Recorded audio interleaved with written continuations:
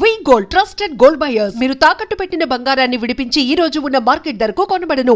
Faction zone లో సుదీర్ఘకాలం పనిచేసిన senior most police officer Ramaji Nayak DSP Atmakur Nandyal జిల్లా.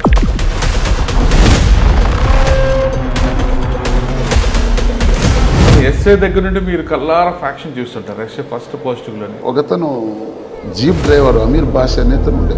ఏదో వాళ్ళ భార్య ఇల్లీగల్ అఫేర్లో ఉందని నాకు అనుమానం ఆయనకి.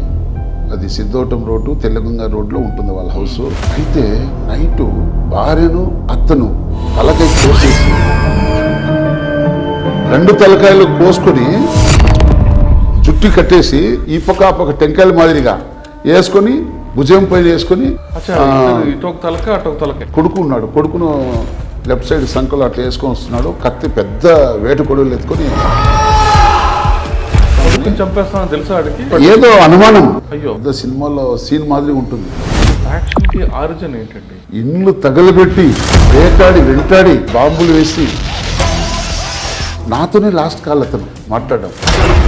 ఒకటి ఏమైందంటే అప్పుడు రామసుబ్బారెడ్డిని ఒక ఫ్యాక్షన్ కొడిగండ్లపు వెంకటరెడ్డి అనేతను మర్డర్ చేయాలని ఈ టీం అంతా ప్లాన్ చేసుకొని పరిగెత్తిపోయి ఎంపీడీ ఆఫీస్ లోపల దొరికిపోయి బాంబు ఇతను జస్ట్ 1 నిమిషంలో అట్లా ముందుకు పోయి అంకలం వెనక అయిపోయింది అటెండరు, ఇతను ముందు వెళ్ళిపోయినాడు. ఆ బాంబు ఆమె డీప్ పడింది. ఆమె బాడీలో ఉండే పార్ట్స్ అంతా మన జెంటిల్మెన్ సినిమా చూసినావు కదా. ఫ్యాక్షన్ ఏరియాలో ఉద్యోగం చేయాలంటే గట్స్ కూడా వాటపచ్చి పోరనుకోవాలా, డబ్బుల కోసమా? ఒక పక్క తిమ్మారెడ్డి, ఒక పక్క మదిలేటి రెడ్డి. వీళ్ళు పెద్దోళ్ళ కాలంలోనే వివచ్చంగా మర్డర్ జరిగింది. వాళ్ళ తరం కొడుకు పిల్లలు అప్పుడు చిన్నగా ఉంటారు. వాళ్ళు దానికోసము అది ఒక పెద్ద పగతో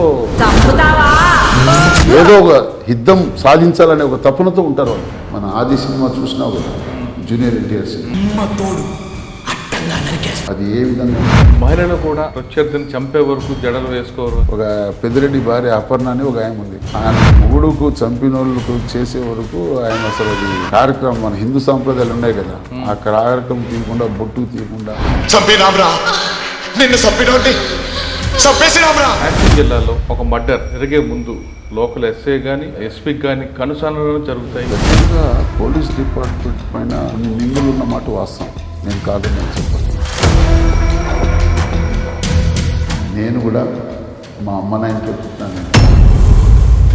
ఎవరికైతే మర్డర్ కోసం చంపాలని ఒక ఇద్దరిని తీసుకుని వచ్చినాడో వాళ్ళిద్దరిని మర్డర్ చేసేసి కేసు వాళ్ళపై నెట్టేయాలని ఆయనే కంప్లైంట్ ఇచ్చినాడు. లీడ్ ఎక్కడ వచ్చింది? జనరల్గా ఫ్యాక్షన్ ఏరియాలో ఏం చేస్తారంటే ఒక ఆఫీసర్ పనిచేస్తున్న టైంలో చాలా ఎక్కువ మర్డర్లు జరిగాయి. తను టైం బాగలేదు ఆయన. నిజం నేను చెప్తున్నా. ఈ మాట ఎందుకు చెప్తున్నా అంటే ఎవరు తెలియదు. అది ఆ విధంగా స్కెచ్ చేస్తారనేది అసలు ఆ సామాజిక వర్గ వాళ్ళకి సంబంధించిన వాళ్ళే ఎస్పీగా పనిచేసినప్పుడు ఎక్కువ మర్డర్లు జరిగేవి. నంద్యాల 2 టౌన్లో ఉన్నప్పుడు ఒక సీనియర్ పొలిటీషియన్ లీడర్ ఆ ఆళ్ళగడ్డ మనిషి ద్వారకా లాడ్జ్లో ఒక అతను వేటు కొడుకులు తీసుకొని దొరికినాడు. నాకు దొరికితే నేను లాకప్లో పెట్టి ఉన్నాను. పెద్ద మనిషి భూమా నాగిరెడ్డి. మీరు నమ్ముతారో లేదో మా పోలీసులు ఒక్కరు లేరు, ఈవెన్ సెంట్రీ కూడా లేడు, వెళ్ళిపోయినాడు. 200 మందితో ఆయన వస్తే లాకప్లో ఉండేవాడిని తీసుకోవడం అనేది కరెక్ట్ కాదు. అదే మీ రెడ్డి ఆఫీసర్ అయితే వచ్చేవాళ్ళ వచ్చినారని నేను చెప్పిన. నేను అనుకుంటున్నా ఆయనకి. నేను పాత నాగిరెడ్డి అయితే అది వేరే ఉందంటే నేను పోలీస్, నా క్యాస్టే పోలీస్. మన జర్నీలో తెలియకుండా కొన్ని సమస్యలు భయంకరంగా వస్తాయి. ఆ వ్యక్తి చనిపోయినప్పుడు తెలిసి ఎలా ఫీల్ అయ్యారు? అందులో మేడం యాక్సిడెంట్కి చాలా బాధపడింది. మేడం చనిపోయిన తర్వాత నుదుటి మీద ముద్దు పెట్టడం. మానవత్వం ప్రేమ ముందర ఎవరైనా జీరో కావాల్సింది. మంచి ఆఫీసరే. ఎప్పుడు మా కామెడీకి చెప్పాడు బొచ్చులో ఫ్యాక్షన్ అని. ఈ ఎంపీడీ ఆఫీస్ ఫ్యాక్షన్ మర్డర్ చూసి ఆయన సీవరింగ్ వచ్చి పడి కోమలు వెళ్ళిపోయాడు ఆయన సీన్ చూసి. Welcome to crime diaries.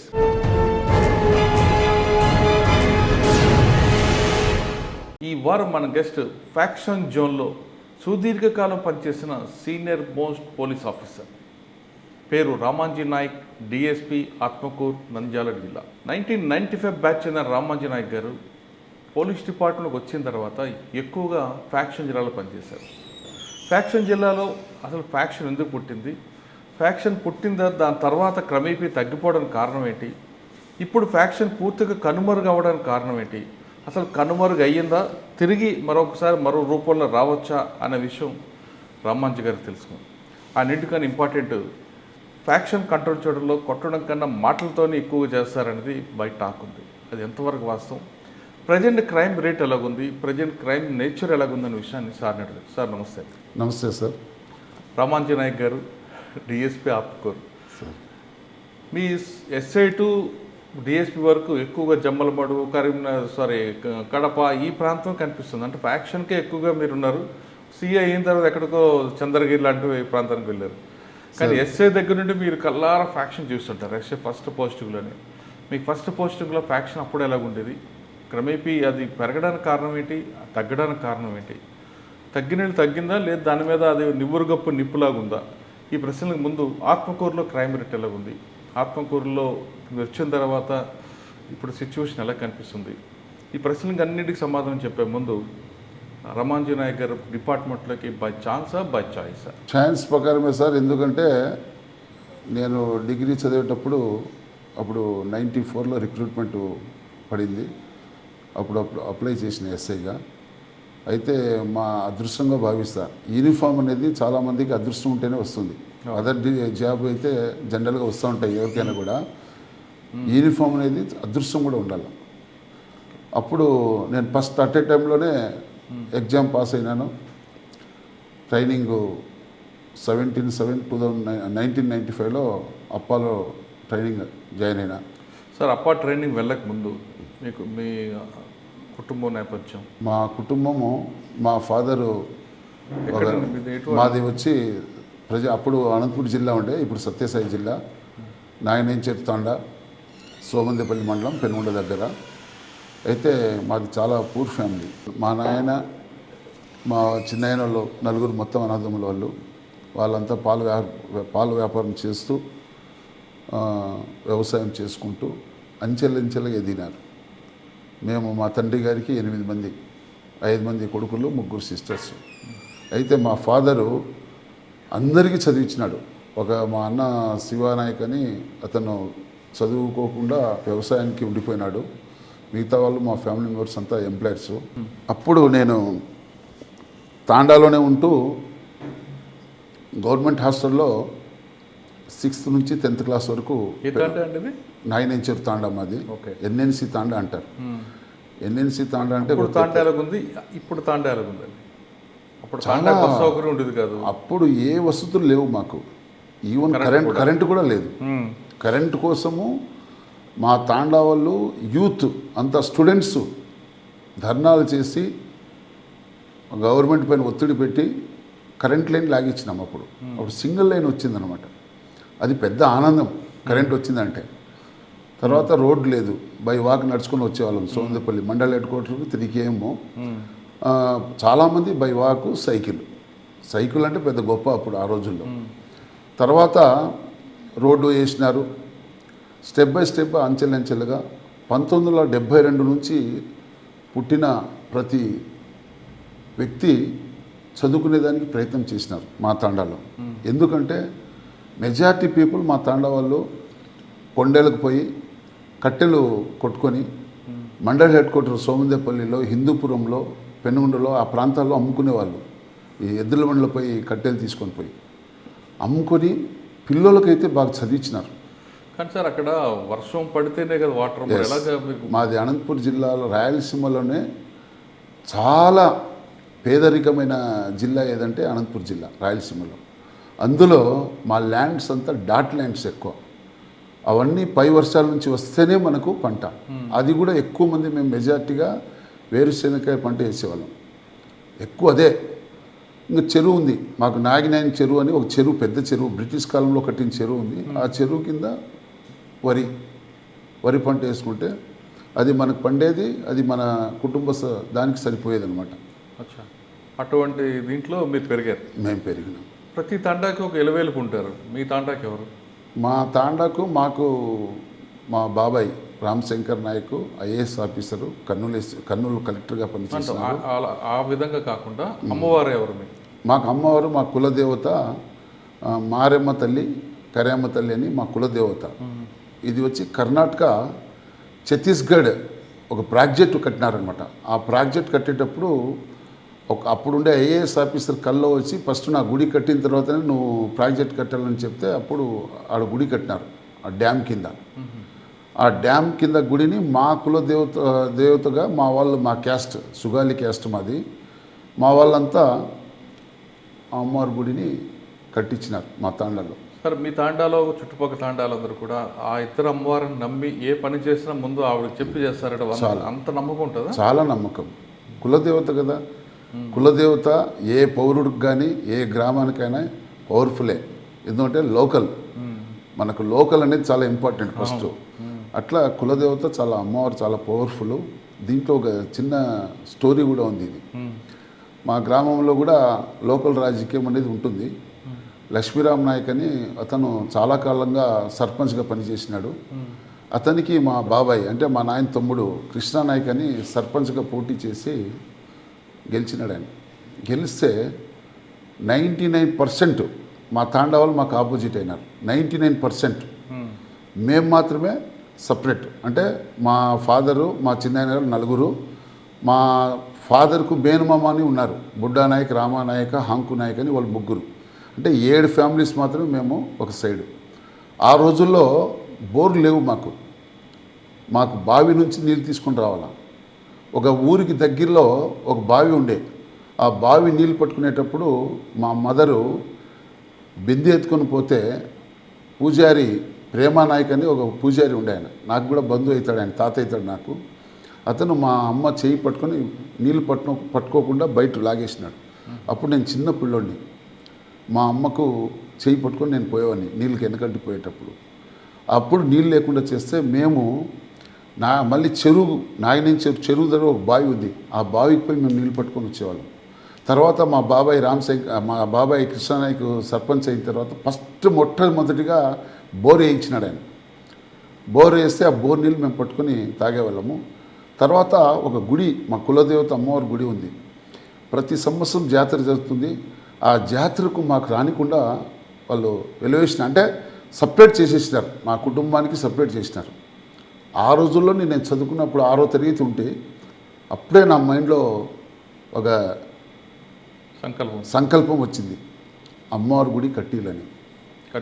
అది నేను కట్టించిన దానికి నాకు ఆ గుడి కట్టించేదాన్ని నాకు 20 years పట్టింది నా సర్వీస్ అంతా. ఎందుకు చెప్తున్నా అంటే చాలా పవిత్రంగా నేను అమ్మవారికి 41 days అఖండ జ్యోతి వెలిగించిన.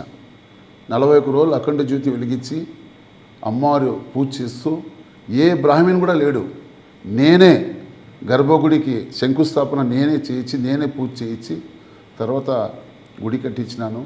అందులో మా గ్రామ పెద్ద మనుషులు ఉన్నారు, కాళయ్య నాయకు, రామానాయకు, మా బాబాయ్ రామశంకర్ నాయకు, మా ఫ్యామిలీ మెంబర్స్ అందరూ, మా అన్న పెద్దన్న కృష్ణానాయకు, శివానాయకు, నేను, అందరం కలిసి గుడి పూజ ఇప్పుడు బ్రహ్మాండం పూజ జరుగుతుంది.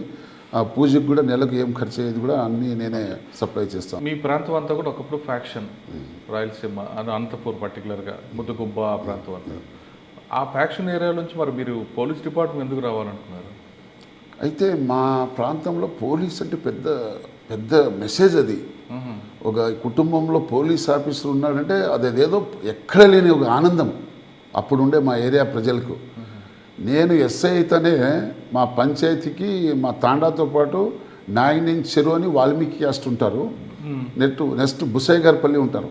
ఆ ఊరు అంతా మా నాయనకి కంగ్రాచులేషన్ చెప్పినారు, అరే నీ కొడుకు ఎస్ఐ అయిపోయినాడు, నీకు మంచి భవిష్యత్తు ఉంది అంటే ఒక మంచి పేరు ఉంటుంది, గుర్తింపు పోలీస్ డిపార్ట్మెంట్లో ఉంటే పెద్ద గుర్తింపు అని. సో 95లో డిపార్ట్మెంట్కి వచ్చారు. తర్వాత ట్రైనింగ్ ఎక్కడ అనంతపురం మన ట్రైనింగ్ చేసినాము. ట్రైనింగ్ అవ్వగానే ఫస్ట్ మనకు కడప అలాట్ చేసినారు. కడప అలాట్ చేస్తే ఉమేష్ చంద్ర ఎస్పీ గారు ఉన్నారు. ఆ రోజుల్లో మా బ్యాచ్లో మేము 4 మంది పోయినాము. అక్కడ నేను, నరసింహమూర్తి అని ఇప్పుడు శ్రీకాళహస్తి డిఎస్పీగా పనిచేస్తున్నాడు, రామంజనేయులు అని ఇప్పుడు కడపలో ఉన్నారు సిఐగా. ఆ దినాల్లోనే మేము 4 ఒక బ్యాచ్ పోయి ఉమేష్ చంద్ర ఎస్పీ గారిని కలిసినాము. కనబడితేనే 4 లైన్గా నిలబడినాము. ఉమేష్ చంద్ర సార్ ఎస్పీ గారు చాలా మంచి ఆఫీసర్, జెంటిల్మ్యాన్, డైనామిక్ ఆఫీసర్. ఆయన చూస్తేనే మనకు ఒక పోలీస్లో ఒక షేక్ అవుతుంది అనమాట. అంత పవర్ఫుల్ ఆఫీసర్ ఆయన. నలుగురు నిలబడితే నీ పేరేమన్నాడు, నేను నా సో రామంజీ నాయక్ సార్ అని చెప్తే నువ్వు బద్వేలకు పోమన్నాడు. ఆయన రామంజీకి వచ్చి పులివెందులకు పోమని చెప్పినాడు. నరసింహమూర్తికి వచ్చి రైల్వే కోడూరు పోమన్నాడు. మన ఆదినారాయణకి వచ్చి రాయచోటికి పోమని చెప్పినారు. అందరం పోయిన తర్వాత నేను లగేజ్ ఎత్తుకొని బద్వేలు ఆర్టీసీ బస్ స్టాండ్ దిగితే ఆ రోజుల్లో రిక్షా అంటే ఓపెన్, నా సూట్ కేసు బ్యాగు ఆ రిక్షాలో వేసుకొని పోలీస్ స్టేషన్ తీసుకున్నారు బద్వేలు. అక్కడ మా గురువుగారు వన్నూరు సాబ్ ఈరోజు అడిషనల్ ఎస్పీ రిటైర్డ్ అయిపోయి గుత్తిలో ఉన్నారు. మన అనంతపురం జిల్లా గుత్తిలో ఉన్నారు. పాపం మంచి జెంటిల్మెన్ ఆఫీసరు ఆయన ఉన్నారు. ఎస్ఐ వెంకటాద్రి సార్ ఉన్నారు. ఇప్పుడు అన్నమయ్య డిస్టిక్లో అడిషనల్ ఎస్పీగా పనిచేస్తున్నారు. ఆయన కూడా మంచి ఆఫీసరు. వాళ్ళ దగ్గర రిపోర్ట్ చేసుకున్నాను. రిపోర్ట్ చేస్తానే నాకు ఇమ్మీడియట్గా సెంట్రీ డ్యూటీ వేసినారు. ఆ తుపాకీ ఇచ్చి నువ్వు స్టేషన్కి సెంట్రీ ఉద్యోగం చేయమంటే 1 డే అంతా చేసినాను. తర్వాత ట్రైనింగ్ మనం డే బీట్లు నైట్ బీట్లు అన్నీ కంటిన్యూ ఆల్ కానిస్టేబుల్స్, ఏ హెడ్ కానిస్టేబుల్, ఏఎస్ఐ వర్క్ అన్నీ చేయించినాను. చేసిన తర్వాత ఆ రోజుల్లో 1996లో వరదలు వచ్చినాయి, భయంకరమైన వరదలు. మొత్తము ఆ వరదల్లో తొట్టివారిపల్లి, పంగాలపల్లి, బోయలూరుపల్లి, చెన్నకేశంపల్లి అనేది వీరారెడ్డి గారు మినిస్టర్ గారు, సీనియర్ మోస్ట్ లీడరు, హానెస్ట్ చాలా పవర్ఫుల్ మినిస్టర్ ఆయన పీరియడ్లో జరిగితే అప్పుడు నేను ఆ వరదలు వస్తూ ఉంటే ట్రైనింగ్ ఎస్ఐ ఉంటే వరదలు వస్తూ ఉంటే నేను అప్పుడు తెలియదు, నేను కొత్త ఉత్సవంలో ఉన్నా ట్రైనింగ్ ఎస్ఐ కాబట్టి. ఆ బోట్లో పోయి యూనిఫామ్లోనే అట్లే షూతో సహా లోపల దిగి దాదాపు ఒక 30 మంది పబ్లిక్ని తీసుకొచ్చి గడ్డను చేర్చినాము. ఆ రోజుల్లోనే మన ఉమేష్ చంద్ర ఎస్పీ సారు క్యాష్ రివార్డు ఇచ్చినారు ట్రైనింగ్ ఎస్ఐ. తర్వాత నా యొక్క పనితనం చూసి ప్లస్ మా గురుగారు వన్నూరు సాబ్ సారు సపోర్ట్ చేయడంతో నాకు బద్వేల్ ఎస్ఐగా కంటిన్యూ చేసినారు. అక్కడే నేను ఎస్ఐగా పనిచేశారు. దాదాపు 2 years 8 months పనిచేసిన. 2 సంవత్సరాల్లో బద్వేల్లో ఫస్ట్ ఛాలెంజ్ వచ్చింది, మీ అచీవ్మెంట్ ఏముందన్నట్టు? దాంట్లో నేను ట్రైనింగ్ ఉన్నప్పుడే ఒకతను జీప్ డ్రైవర్ అమీర్ బాష్ అనే అతను ఉండే. అతను ఏదో వాళ్ళ భార్య ఇల్లీగల్ అఫేర్లో ఉందని ఒక అనుమానం ఆయనకి. అది సిద్ధోటం రోడ్డు తెల్లగంగ రోడ్లో ఉంటుంది వాళ్ళ హౌసు. అయితే నైటు భార్యను అతను తలకై కోసేసి 2 జడ ఉంటుంది కదా, జుట్లు కట్టేసి ఈ పక్కోటి ఆ పక్క టెంకాయ మాదిరిగా 2 తలల్లో ఎత్తుకొని కొడుకును లెఫ్ట్ సైడ్ సంకలు అట్లా వేసుకొని వస్తున్నాడు. కత్తి పెద్ద వేట కొడుకులు ఎత్తుకొని నడుచుకొని వస్తున్నాడు ఆ తెల్లగంగ సిద్ధోటం రూటు. జనాలు తండోపతండో వస్తున్నారు. బాబు ఏడలేదా? బాబు ఏడుస్తున్నాడా? బాబు చచ్చిపోయినాడు. ఆయన పట్టుకోవడంలో బిగించడంతోనే కొడుకు కూడా చనిపోయినాడు. అయ్యో, అతనికి పట్టుకోవాలంటే ఎవరికి ధైర్యం లేదు. అప్పుడు నేను ట్రైనింగ్ వేస్తే కాబట్టి చెప్తే నేను అదొక తలకాయ అంటే మొండెమంతా ఆడే ఉంది, సీన్లో ఉంది, ఇంట్లోనే ఉంది. 2 తలకాయలు కోసుకొని జుట్టు కట్టేసి ఈ పక్క ఆ పక్క టెంకాయల మాదిరిగా వేసుకొని భుజం పైన వేసుకొని కొడుకుని గట్టిగా పరుచుకోవడంతో ఆ టెన్షన్లో అట్లే బిగించడంతో కొడుకు కూడా చనిపోయినాడు. ఒక చేతిలో పెద్ద వేటు కొడవలు ఉంది. వస్తే మాకు చెప్పిరి ఈ విధంగా వస్తున్నానంటే నేను బద్వేల్ ఫార్వర్డ్ జంక్షన్లో పోయి నేను ఒకతను బికారి అని కానిస్టేబుల్ ఉండే, ఆయన కూడా మంచి హైట్ గిటు బాగా, ఇద్దరం పోయి గట్టికి పట్టుకొచ్చి లోపల వేస్తే ఆ కేసు చాలా చక్కగా ఇన్వెస్టిగేషన్ చేయించినాం. మా గురువు వన్నూరు సాబ్ సార్ ఇప్పుడు రిటైర్డ్ అడిషనల్ ఎస్పీగా ఉన్నారు. తర్వాత ఆ కేసు లైఫ్ పడింది, ఆయనకి లైఫ్ పడింది. చాలా సెన్సిటివ్ కేసు. అప్పుడు ఆ రోజుల్లో అయితే ఒక 4-5 వేల మంది జనాలు చూసేకి వచ్చినారు అతని చుట్టూ. అంటే ఒక జాతర జరిగినట్లు అనుకో. ఎందుకు ఆవిడని చంపడం ఎందుకండి? ఏదో అనుమానం, భార్య పైన అనుమానంతో భార్య చంపాలి. అత్త కూడా ఆమెకు సపోర్ట్ చేస్తా ఉందని, చంపేస్తానని తెలుసా ఆడికి? కొడుకుని పట్టుకొని వచ్చినాడు, ఎత్తుకొని వచ్చినాడు. వచ్చేటంలోనే ఆ టెన్షన్లో బిగిచ్చేసినాడు. అవును, ఆడు చనిపోవడం తెలుసా ఆడికి? ఏం మాట్లాడాడు, బాగా టెన్షన్, అది ఏదో పెద్ద సినిమాలో సీన్ మాదిరి ఉంటుంది. లాకప్లో వేసేస్తే అతనికి సౌండ్ తప్ప బుసు కొట్టడం తప్ప మాటలు లేవైంది. అంటే అంత బిగించుకొని మా పోలీస్ స్టేషన్ లాకప్ రెండు పట్టుకొని అట్లా బిగించుకొని అరుస్తున్నాడు గట్టి కేకలు. అయితే 24 అవర్స్లో అరెస్ట్ చూపించాలి కదా, మనకి ఇమ్మీడియట్గా దొరికినాడు కాబట్టి ముద్దాయి. అప్పుడు బ్రహ్మయ్య అని ఒక విఆర్ఓ గారు ఉండే, అతనితో కంప్లైంట్ తీసుకొని ఇన్వెస్టిగేషన్ చేసి ఆ కేసు కన్విక్షన్ అయింది. లైఫ్ పడింది అతనికి. ఓకే, అది ట్రైనింగ్ ఉన్నప్పుడే? ట్రైనింగ్ ఉన్నప్పుడే, అది ఫస్ట్ మొదటి కేసు. ఓకే, మీరు చార్జ్ తీసుకున్నాక ఏముంది బద్వేల్లో మీకు? తర్వాత మాకు మెజార్టీగా బద్వేల్లో అంతా పీస్ఫుల్, ఆడ ఫ్యాక్షన్ గీక్షన్ కల్చర్ ఉండదు. మొత్తం నెల్లూరు ప్రాంతానికి అనుగుణంగా ఉంటారు వాళ్ళ ఏరియా అంతా. మెజార్టీగా సూసైడల్ కేసు ఎక్కువ ఉంటాయి, మహిళలు ఎక్కువ మంది సూసైడ్ చేసుకోవడం. అది ఏదో ఆ కల్చర్ అర్థమే కాదు. అంటే చిన్న గొడవకు సూసైడ్, చిన్న గొడవకు చాలా సున్నితమైన ఇష్యూకు మహిళలు సూసైడ్ చేసుకుంటారు. మెజార్టీగా కొంత వేరే 174 ఎక్కువ అక్కడ జరిగేది. Law and order problem cases తక్కువ. ఎన్ని ఉంటాయండి వారానికి?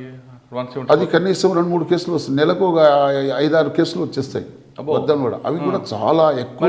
దాని ఆరిజిన్ చూసి దాని రూట్కి వెళ్ళి వాళ్ళ మార్పు తేడంగా మేము చాలా చోట అవేర్నెస్ ప్రోగ్రాం పెట్టి మహిళలకు మంచి ధైర్యంగా ఉండాలా, మీరు భయపడకూడదు, అంత సున్నితమైన మనసుతో ఉంటే చాలా కష్టము, మీ ఫ్యామిలీ పిల్లలంతా నష్టపోతారు, మీకు పిల్లలు ఉన్నారు కదా, వాళ్ళ భవిష్యత్తు కోసమైనా బాగుండాలి కదా అని చాలామందిని మేము గైడ్ చేసేవాళ్ళం. ఆ కల్చర్ ఎందుకు అర్థమే కాలేదు మాకు. తర్వాత డకాయిట్ జరిగేవి, అప్పుడు రోడ్లు తక్కువ, మైత్కూరు నుంచి నెల్లూరు పోయే రూట్లో డకాయిట్ జరిగేది.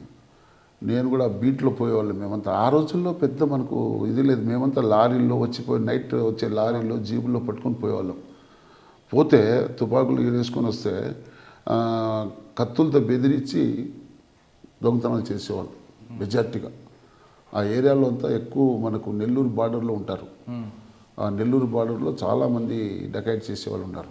ఈ నాలాలు వేస్తారు, నాలాలు అంటే బడ్డీకి పంచర్ కావాలని, అదొక ట్యాక్టీస్ అనమాట.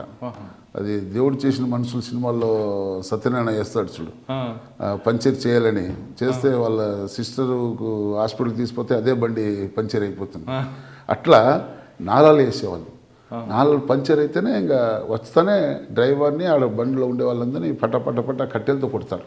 ఆ సీకంపు చెట్లు కట్టెలు ఉంటాయి ఎక్కువ, అడవి కట్టెలు, దాంతో కొట్టడము. వాళ్ళ దగ్గర ఏమున్నాయి, సెల్ ఫోన్ కావచ్చు, నెక్స్ట్ వాళ్ళ దగ్గర బంగారు కానీ డబ్బులు కానీ చాలా రికార్డ్ చేసినాం, సర్వీస్లో అన్ని డిటెక్ట్ చేసినాం చాలా పవర్ఫుల్గా. ఒకతను మహబూబ్ బాషా అని ఒక అఫెండర్ ఉండే, ఎంత పవర్ఫుల్ అంటే వాడు డిస్టిక్ కాదు స్టేట్ లెవెల్లో దొంగతనాలు చేసేవాడు. అతను సబ్ జైలు, మా పోలీస్ స్టేషన్ వెనకే సబ్ జైలు ఉంది. సబ్ జైలు ఉంటే ఆయన ఏం చేస్తాడంటే ఈ మార్నింగ్ 9-9:30కు వాళ్ళకి టిఫిన్ తీసేటప్పుడు కరెంట్ ఉందా లేదని వాళ్ళ టీవీ ఆన్లో ఉంటుంది ఎప్పుడు సబ్ జైల్లో. టీవీ ఆన్లో ఉంటే ఆ టీవీ ఆఫ్ అయితేనే సబ్ జైలు గోడ ఎక్కి దిగేసినాడు వాడు తెలివిగా. అది ఎవరు తెలీదు. తర్వాత సబ్ జైల్లో సూపరింటెండెంట్ వీళ్ళంతా కౌంట్ చేసి లోపల వేసేటప్పుడు చూస్తే వీళ్ళు లేడు. వాళ్ళంతా వచ్చి నా దగ్గర అట్లా చేతులు పట్టుకొని గట్టిగా చల్లబడిపోయినారు. దాంట్లో నా స్టేషన్ సిబ్బంది 4 కానిస్టేబుల్ సబ్ జైలు డ్యూటీలో ఉంటారు. చాలా ఒబిడెన్స్ కానిస్టేబుల్స్ కూడా. మా ఎస్పీ గారు అప్పుడు వచ్చి ద్వారక తిరుమలరావు సార్ ఉండే, మంచి ఆఫీసర్. ఉమేష్ చంద్ర సార్ పోయిన తర్వాత ద్వారక తిరుమలరావు సార్ వచ్చినాడు. ఎస్పీ గారికి ఫోన్ చేసి చెప్తే, అయితే నువ్వు 24 అవర్స్లో పడితే మీ వాళ్ళకి ఏం పనిష్మెంట్ లేకుండా నేను సాయం చేస్తానని ఎస్పీ గారు హామీ ఇచ్చినాడు. అయితే నిజంగా ఆ రోజుల్లో మనం అనుకుంటే చెన్నయ్య, మధు అని క్రైమ్ పార్టీ కానిస్టేబుల్స్, చాలా టాలెంట్ ఉన్న కానిస్టేబుల్స్ వాళ్ళంతా ప్లాన్ వేసి ఒక జీప్ తీసుకొని మేమంతా నెల్లూరు జిల్లా అంతా తిరుక్కొని ఉదయగిరి ఆ బెల్ట్లో వచ్చినాం. వానికి నేచర్ ఏమంటే ఊర్లో ఉండడు వాడు. ఏదైనా మార్గ ప్రాంతంలో చౌల్ట్రీస్ ఉంటాయి, ఛత్రాలు అవి సింగిల్ బిల్డింగ్స్, అక్కడ పనుకునే అలవాటు అని మా వాళ్ళు చెప్పారు. అట్లా తిరుక్కుంటూ వస్తానే ఉదయగిరి దాటుతానే నెల్లూరు రోడ్లోనే ఒక పెద్ద బిల్డింగ్ ఉంది. వాడు లోపల పడుకోకుండా బిల్డింగ్ పైన పడుకున్నాడు. అది ఎట్లా అంటే గొడుగు మాదిరిగా ఆ బిల్డింగ్ టాపు మేము ఎక్కినాం. ఎక్కతానే వాడు పైన కనబడితేనే ఇంక వాడు ఎగిరి కింద దిగినాడు. దిగితేనే నేనేం చేస్తుంటే వాడిని పట్టుకొని చుట్టి పట్టుకొని ఒక ఏటాడ వీపుని వేస్తే అంటే వాని శక్తి తగ్గించాలి కదా, వానికి మనకన్నా చాలా ఫెరోస్ తీసుకున్నాడు. వేస్తేనే పట్టుకొని ఇమ్మీడియట్గా అరెస్ట్ చేస్తే ఆ రోజుల్లో అప్పుడు ఉండే కానిస్టేబుల్కి పనిష్మెంట్ లేకుండా 15 rupees fine reward, cash reward అవునా? ఎస్పీ గారు ఇచ్చినారు. యాక్చువల్గా సస్పెండ్ చేయాలి వాళ్ళకి కానిస్టేబుల్స్కి, ఆ రివార్డు ఇచ్చినారు. 15 రూపాయలు 15 రూపీస్ అంటే నువ్వు ఏమనుకున్నావు ఆ రోజు 10 రూపీస్ అట్లా ఇచ్చేవాళ్ళు అప్పుడు క్యాష్ రివార్డు.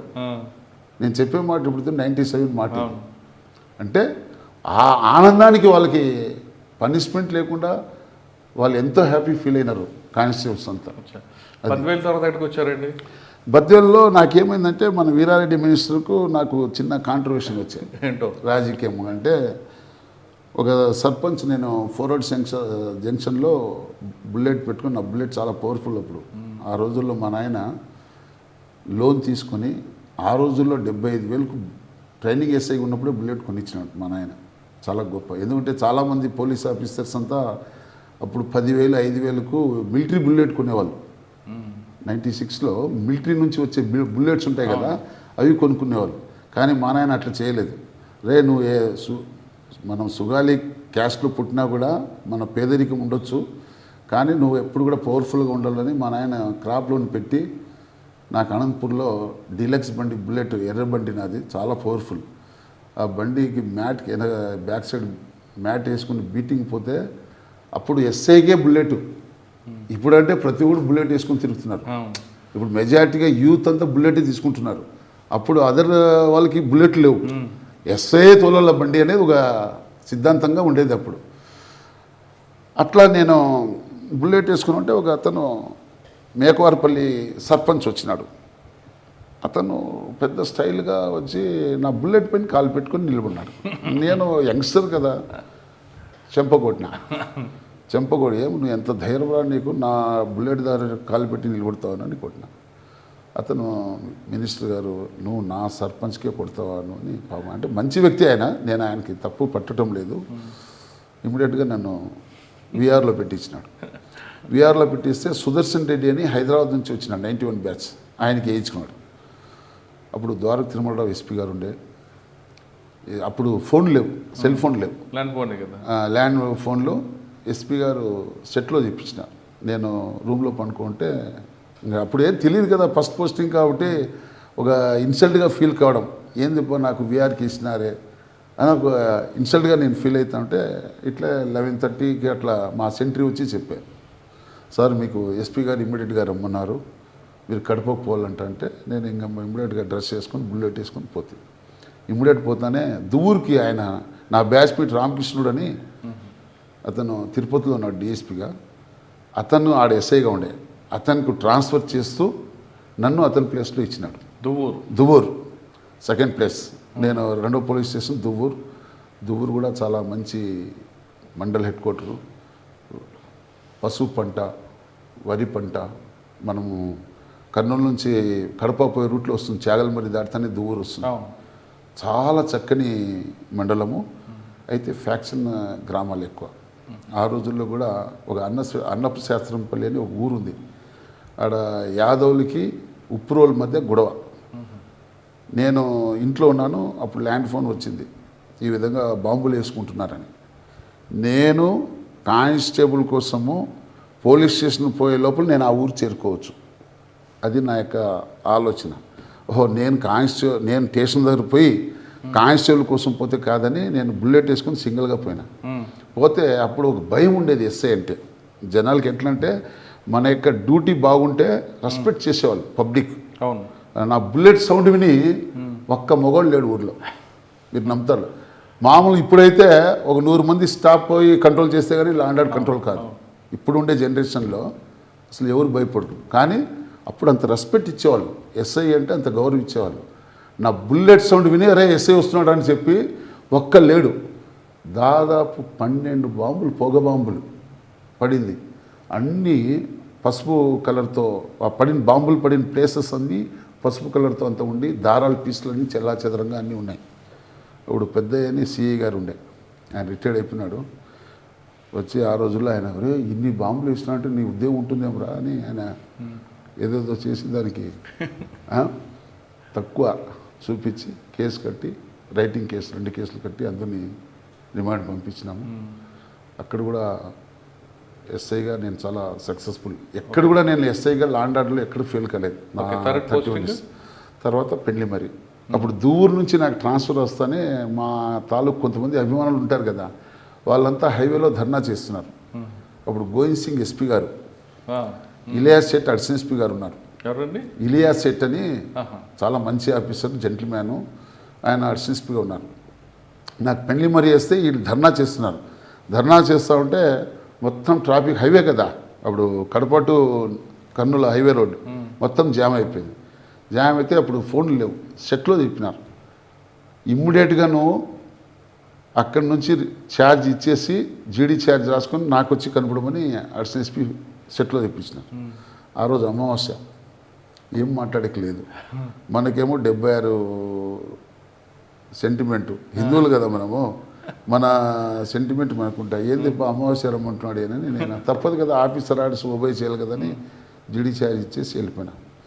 పోతే ఫస్ట్ ఆయన నన్ను కూర్చోబెట్టి, ఫస్ట్ పోస్టింగ్ నాది పెళ్లి మరి, జిల్లా హెడ్ క్వార్టర్కు మంచి పోలీస్ స్టేషను, నీకు చాలా మంచి స్టేషన్ ఇచ్చినావు, నువ్వు గట్టిగా చేస్తావు, నీకు ఇచ్చినావు మేము, నువ్వు ఎందుకు వాడు ధర్నా చేస్తున్నావు అంటే ఇంక లేదు సార్ అది నాకు సంబంధం లేదని చెప్పి ఆ రోజు ప్రైవేట్ బస్సులు ఉండే, కడప నుంచి పులివెందులకు పోయే బస్సులు, ఆ బస్సుల్లో పోయి నేను పెళ్లి మరి పోలీస్ స్టేషన్ రోడ్లోనే ఉంటుంది, బ్యాగ్ సంకలో వేసుకొని ఆడ దిగి దాదాపు 3 years ఎస్ఐగా చేసినాను. గొప్ప పెద్ద నాకు గౌరవం ఉన్న పోలీస్ స్టేషన్ ఏదంటే పెళ్లి మరి.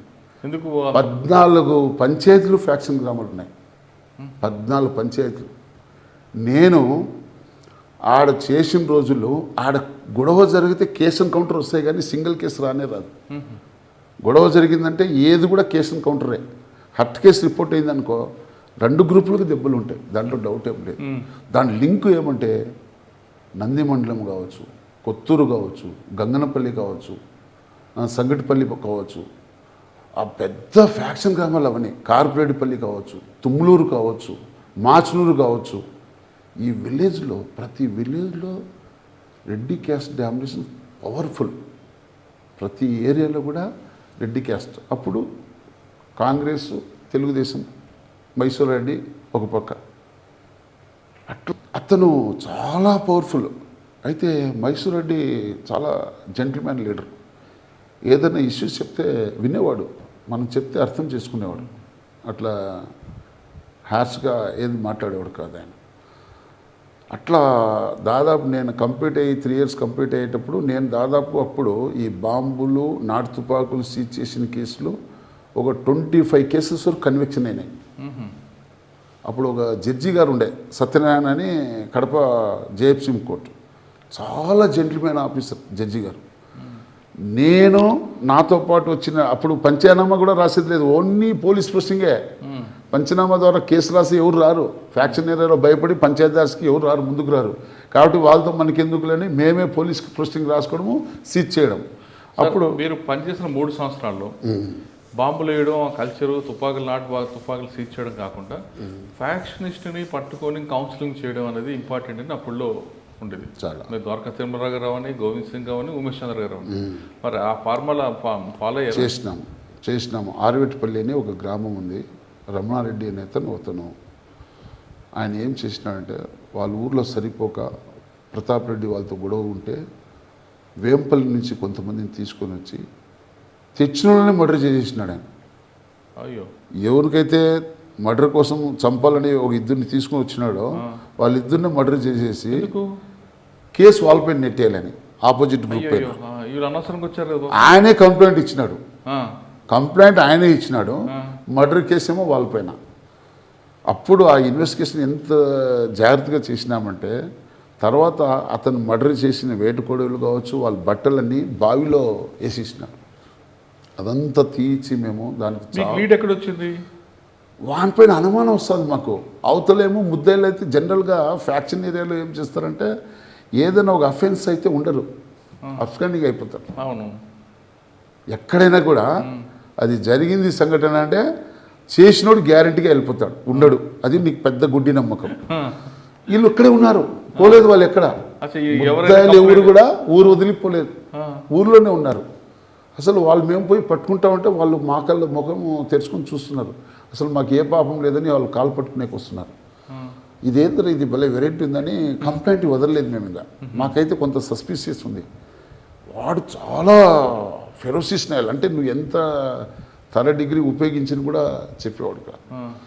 వాళ్ళ ఫ్యామిలీ మెంబర్స్ అందరినీ పట్టుకొచ్చి కొడక వీళ్ళందరినీ జైలు పంపిస్తామని గట్టిగా ఇది చేస్తే అప్పుడు క్లూ ఇచ్చినాడు.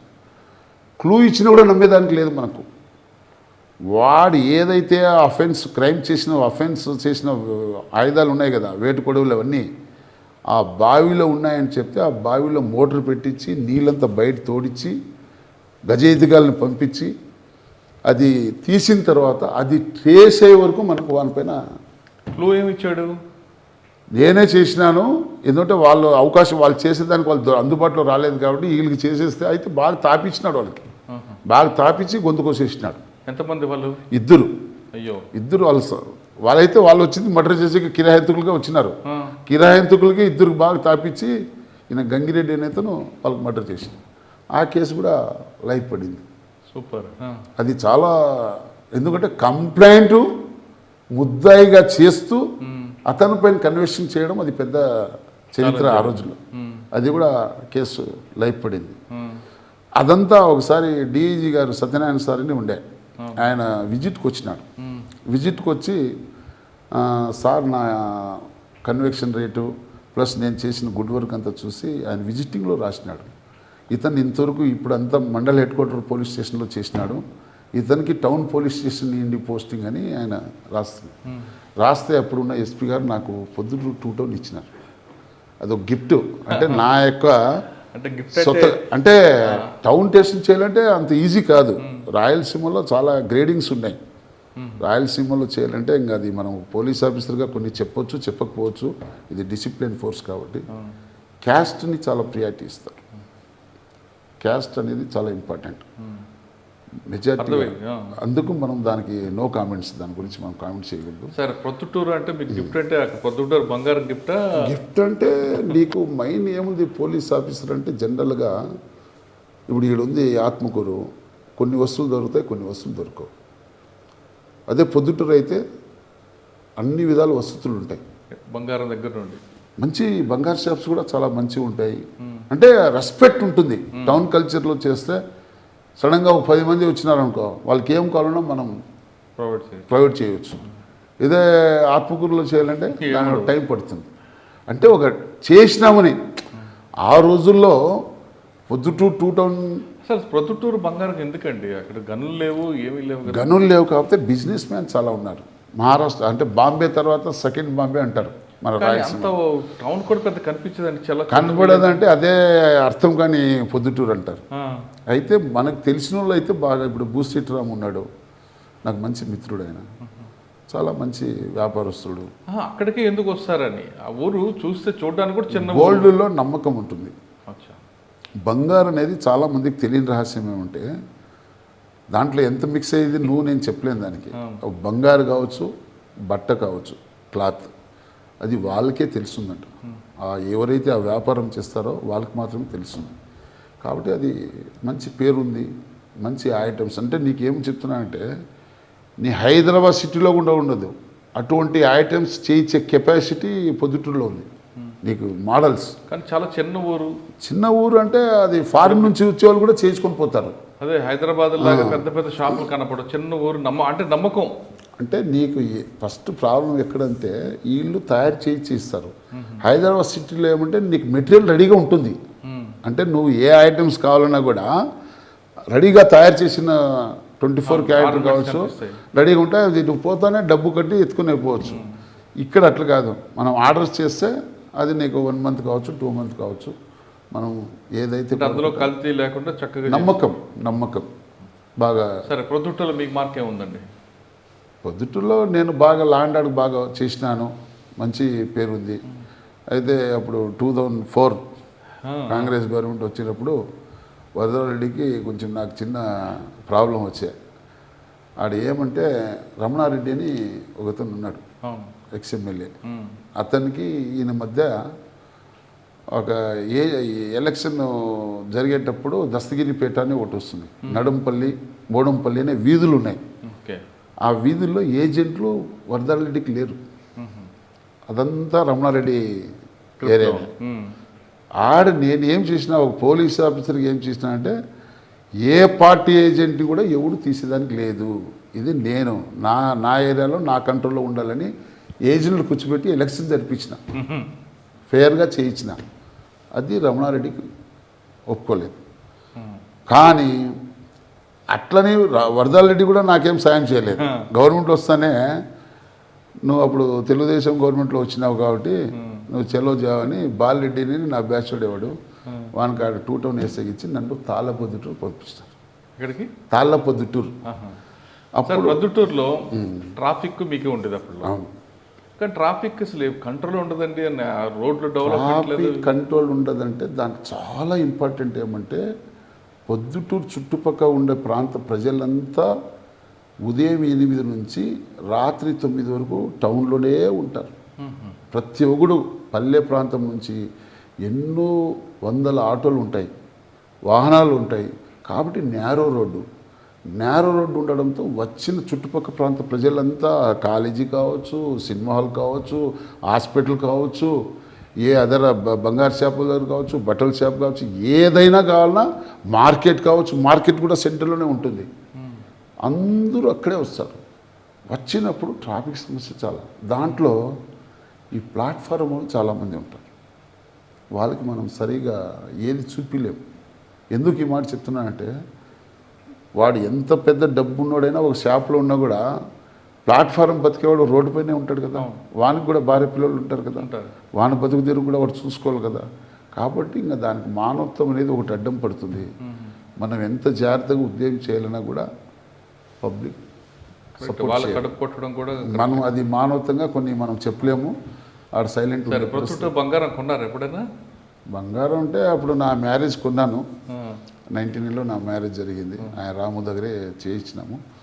అయితే సరే, పొద్దుటూరులో ఇంకొక ఫేమస్ ఉంది, దోశ కూడా ఉంది, కోవా ఉంటుంది బాగా మంచి స్వీట్ దోశ అని ఆల్ డ్రై ఫ్రూట్స్ వేసి దోశ చేస్తారు. ఆ రోజుల్లో 150 రూపాయలు అనేవాళ్ళు ఒక దోశ. ఇంకొకటి ఇంకోటి పోలికలు ఉన్నాయి, బాగుంది, చాలా బాగుంటాయి. ఓకే. ప్రొద్దుటూరు తర్వాత ఎక్కడికి వచ్చారు? తాళ్ళపొద్దుటూరు పోయిన తర్వాత మళ్ళీ లక్కిరెడ్డిపల్లికి పోయినాము. లక్కిరెడ్డిపల్లి అప్పుడు రాజశేఖర రెడ్డి గారు సీఎం గారు ఉన్నారు. ఆడ ఒక నాకు మంచి జరిగింది అనుకుంటా. నేను ఎప్పుడు కూడా ఆడ రెడ్ శాండిల్ కేసెస్లో చాలామంది ఆఫీసర్లు సస్పెండ్ అయినారు రాజశేఖర రెడ్డి సీఎం గారు ఉన్నప్పుడు. నేను లక్కిరెడ్డిపల్లి ఎస్ఐ కింద, పైన మా సిఈ గారు ఉండే సోమన్ అని ఆయన, మా గురువు ఉండే వెంకటరామరెడ్డి అని డిఎస్పీ, పులిందర డిఎస్పీ గారు, మంచి ఆఫీసర్, చాలా జెంటిల్మెన్. ఆ రోజుల్లో నేను లక్కిరెడ్డిపల్లిలో చాలా పద్ధతిగా ఉద్యోగం, ఎందుకంటే కొంచెం భయం కూడా అక్కడ రాజగోపాల్ రెడ్డి అని సీనియర్ పొలిటీషియన్ ఉన్నాడు. ఆడు చాలా మోహన్ రెడ్డి అని ఇప్పుడు శ్రీకాంత్ రెడ్డి వాళ్ళ నాయన ఉండే ఎమ్మెల్యేగా కాంగ్రెస్ పార్టీకి. ఆడ కొంచెం అడవి ప్రాంతం ఫారెస్ట్ ఏరియా ఉండడంతో మొత్తం రెడ్ శాండిల్ వ్యాపారం ఎక్కువ జరుగుతుంది వాస్తవం. ఆ రోజు ఎందుకో నా దగ్గర కూడా ఎవరో అప్రోచ్ అయితే నేను దానికి అంగీకరించకుండా సైలెంట్ అయిపోవడంతో మా సిఈ గారు కొంచెం దాంట్లో పొరపాటు చేయడంతో మొత్తం 1 వీక్కే 3 సిఈలు, ఎస్ఐలు, మొత్తం 15-16 మంది సస్పెండ్ అయిపోయారు. నాకు 10 డేస్కి సిఈ ప్రమోషన్ రావాలి. ఆ రోజు నేను సిఈ ప్రమోషన్ తీసుకొని పోయి డిఎస్పీకి కలిసి ఆయన వాళ్ళ ఇంటికి తీసుకుపోయి నాకు భోజనం పెట్టినాడు డిఎస్పీ గారు. భోజనం పెట్టి, నువ్వు ఈరోజు సిఐ అయినా అంటే నువ్వు పెద్ద అదృష్టవంతుడు, పైన సిఐ సస్పెండ్ కావడం ఏమి, కింద ఎస్ఐ ఎందుకు కాలేదనేది ప్రతి ఒక్కరు దానికి ప్రశ్నిస్తున్నారు. అంటే నేను చెప్పిన, సార్ మీ అందరి బ్లెస్సింగ్స్, మా అమ్మవారు కులదేవత అమ్మవారు ఉన్నారు సార్. అందులో ఆ 15 మందిలో మీ రోల్ లేదు, మిగతా వాళ్ళందరూ చేతులు తడుతున్నారు. నేను అది కాదు, సిఐ సస్పెండ్ చేసి కింద ఎస్ఐ సేవ్ అయినాడంటే నువ్వు అదొకటి అర్థం చేసుకోదానికి. ఒకటే బిల్డింగ్లో ఉండే దాంట్లోనే ఒకే హెడ్ క్వార్టర్ మీకు సంబంధం లేకుండా వేసేస్తారేమో, ఏముంది మన చేతిలో ఉంది. అట్లాది మనకు అలా కాదు, ఆ క్రైమ్లో మీకు సంబంధం లేకుండా ఆయన చేయి పెట్టాడా? అంటే ఆయన సర్కిల్ కదా. నేను ఎస్ఐ, నేను ఎల్ఆర్పల్లికి ఎస్ఐ, ఆయన రామాపురము, గాలివీడు అన్నిటికీ సర్కిల్. ఆయన ఏరియా పెద్దది ఉంటుంది కదా. అట్లా ఆయన ఎవరండి ఆయన పేరు? ఉన్నాడు, సోమన్న సార్ అని ఉన్నాడు పాపం. తర్వాత ఎక్కడికి వచ్చారు? అక్కడ సిఐ ప్రమోషన్ అయింది. సిఐ ప్రమోషన్ తర్వాత జమ్మడుగు సిఐగా. ఓకే, జమ్మడుగు సిఐగా చాలా టౌన్లో మీరు వచ్చేసరికి క్రైమ్ ఉంది కదండి, జమ్మలమడుగులో ఫ్యాక్షన్ ఉంది కదా. నేను కొండాపురం, అది ఒక చిన్న దీంట్లో చిన్న చిట్కా ఏమంటే, కస్టమర్ రవి అని ఒకతను ఉన్నాడు, పెద్ద ఆయన, మంచోడు. ఇట్లే మీ మాదిరిగా వచ్చినాడు జమ్మడుగు సిఐగా ఉన్నప్పుడు. నేను నీ కొండాపురం వేయిస్తా అన్నాడు. నీ ఇష్టమోనా అని చెప్పిన. జస్ట్ ఒక టీ తాగినాము. టీ తాగేటప్పుడు నాకు ఆర్డర్ వచ్చింది. కొండాపురం సీఎం రాజశేఖర రెడ్డి సీఎం గారికి ఫోన్ చేసినాడు డైరెక్ట్. ఆయన చేస్తే అప్పుడు అడిషనల్ డీజీ ఇంటెలిజెన్స్ ద్వారా వస్తే మా ఎస్పీ అప్పుడు చౌహాన్ సార్ ఉండే. అట్లా బల్ల బుద్ధి, నువ్వు జమ్మూరులో ఉన్నావు కదా, కొండాపురం నీకేం అవసరము, ఏం పని నీకాడని చెప్పినాడు. సార్ అది నాకు సంబంధం లేదు అంటే ఒప్పుకోలేదు. ఒప్పుకోకపోతే వాస్తవం చెప్పిన. సార్ ఒకతను సో పర్సన్ వచ్చినాడు, ఇట్లా ఛాయ్ తాగుతున్నాము ఎందుకు ఆయన చెప్తే నేను నవ్వుకున్నాను. అయినా డివో ఇట్లా ఏడిస్తుంటే ఏదో గంటలో డివో వచ్చేసిందంటే సరే అని మళ్ళీ ఆయనే ఫోన్ చేసి జాయిన్ కానీ చెప్పినాడు. అంటే జమ్మలమడుగు ఎక్కువ కాలం చేయలేదు? చేసిన. ఎంతకాలం? 1.5 సంవత్సరం చేసిన. ఏమున్నాయండి అప్పుడు ఫ్యాక్షన్? అప్పుడు జమ్మడుగు ఫ్యాక్షన్ టౌన్ పెద్దగా ఉండదు కానీ పల్లెల్లో జమ్మడుగు రూరల్ లిమిట్స్ ఎక్కువ ఉండే. మొత్తం మెజార్టీగా పెద్దముడియము, మైలవరము ఆ ఏరియాలో ఫ్యాక్షన్ బాగుండే. అంటే మీరు పనిచేస్తున్న టైంలో ఆ ఫ్యాక్షన్ వీళ్ళకి ఎప్పుడైనా ఫ్యాక్షన్ జరిగిందా? మీ కళ్ళ ముందు జరగడం కానీ? మా కళ్ళ ముందర అంటే ఒకటి మైలవరం లిమిట్స్లో ఒక ఫ్యాక్షన్ గ్రామం ఉంది. ఆ ఊర్లో అయితే బాంబులు భయంకరంగా వేసుకున్నారు. అట్లా కాదు, ఆ బాంబులు అంటే అట్లా కాదు, ఏది ఇది మామూలుగా సినిమాలో కూడా ఉండదు, అంత పవర్ఫుల్గా వేస్తే.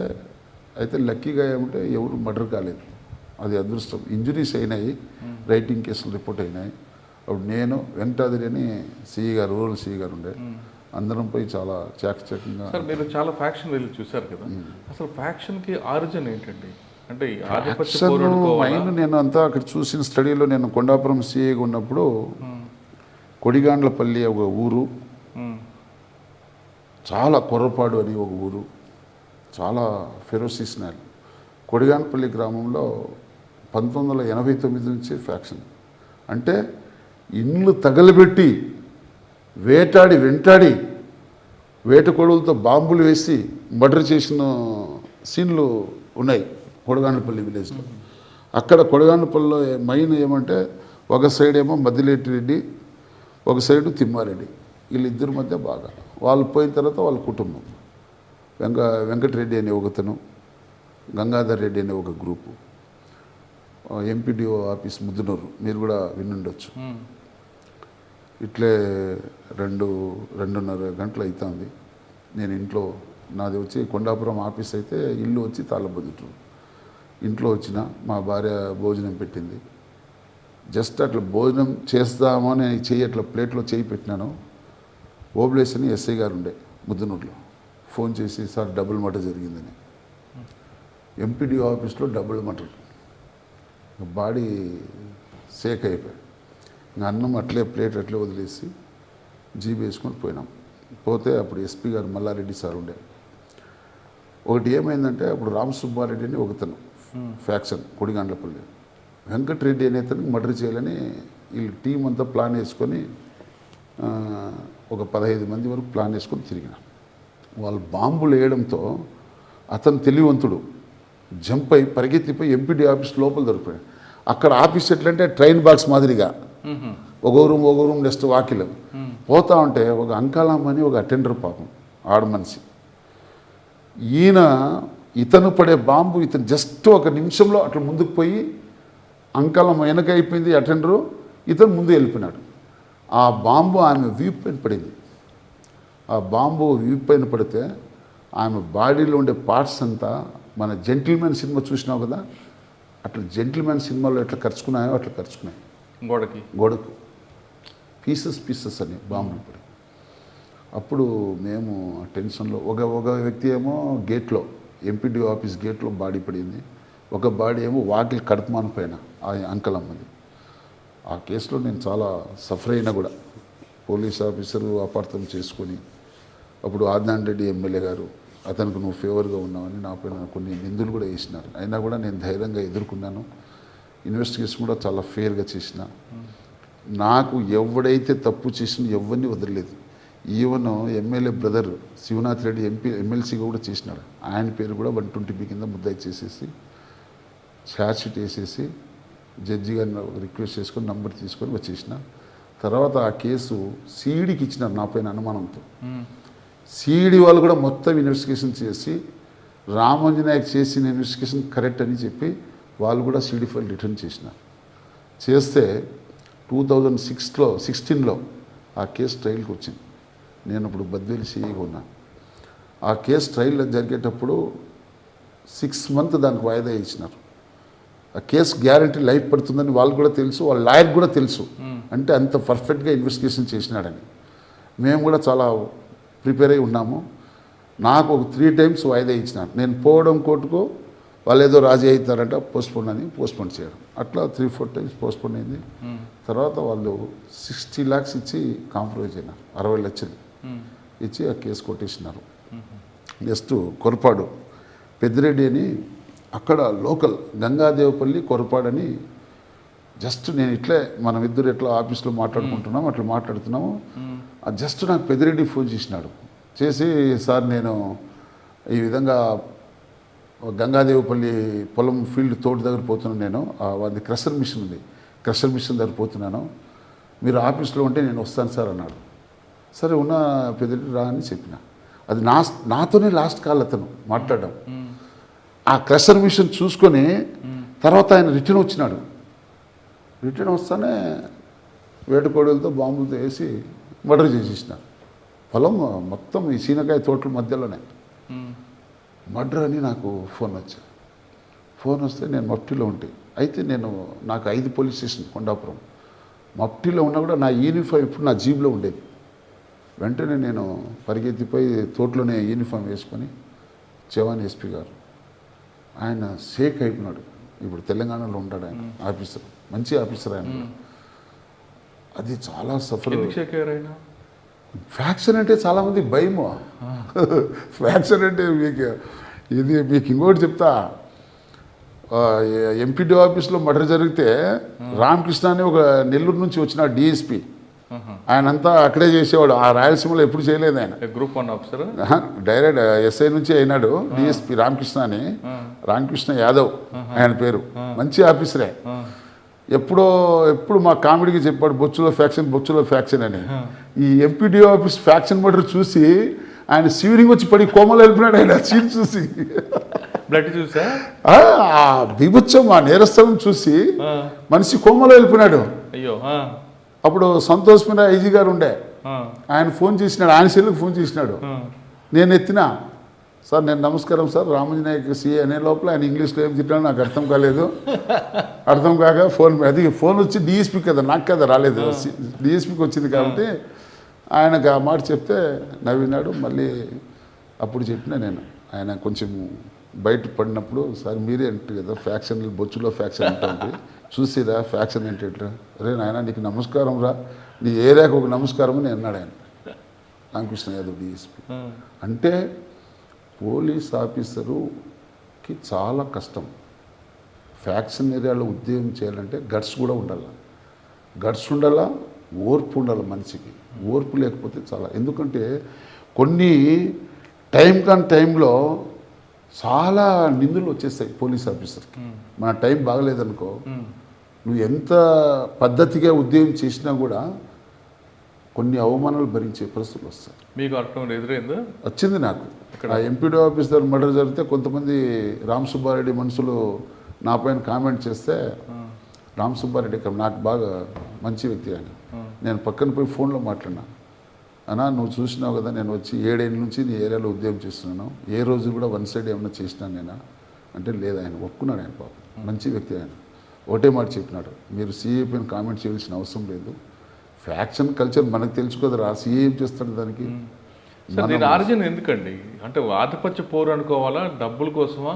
అంటే లేదు ఇప్పుడు ఒకసారి నీకు చెప్తా చూడు, ఒక పక్క తిమ్మారెడ్డి, ఒక పక్క మదిలేటి రెడ్డి, వీళ్ళు పెద్దోళ్ళ కాలంలోనే బీభత్సంగా మర్డర్ జరిగినాయి. ఇంట్లో కాల్చి వెంటాడి కలిసి చంపినారు.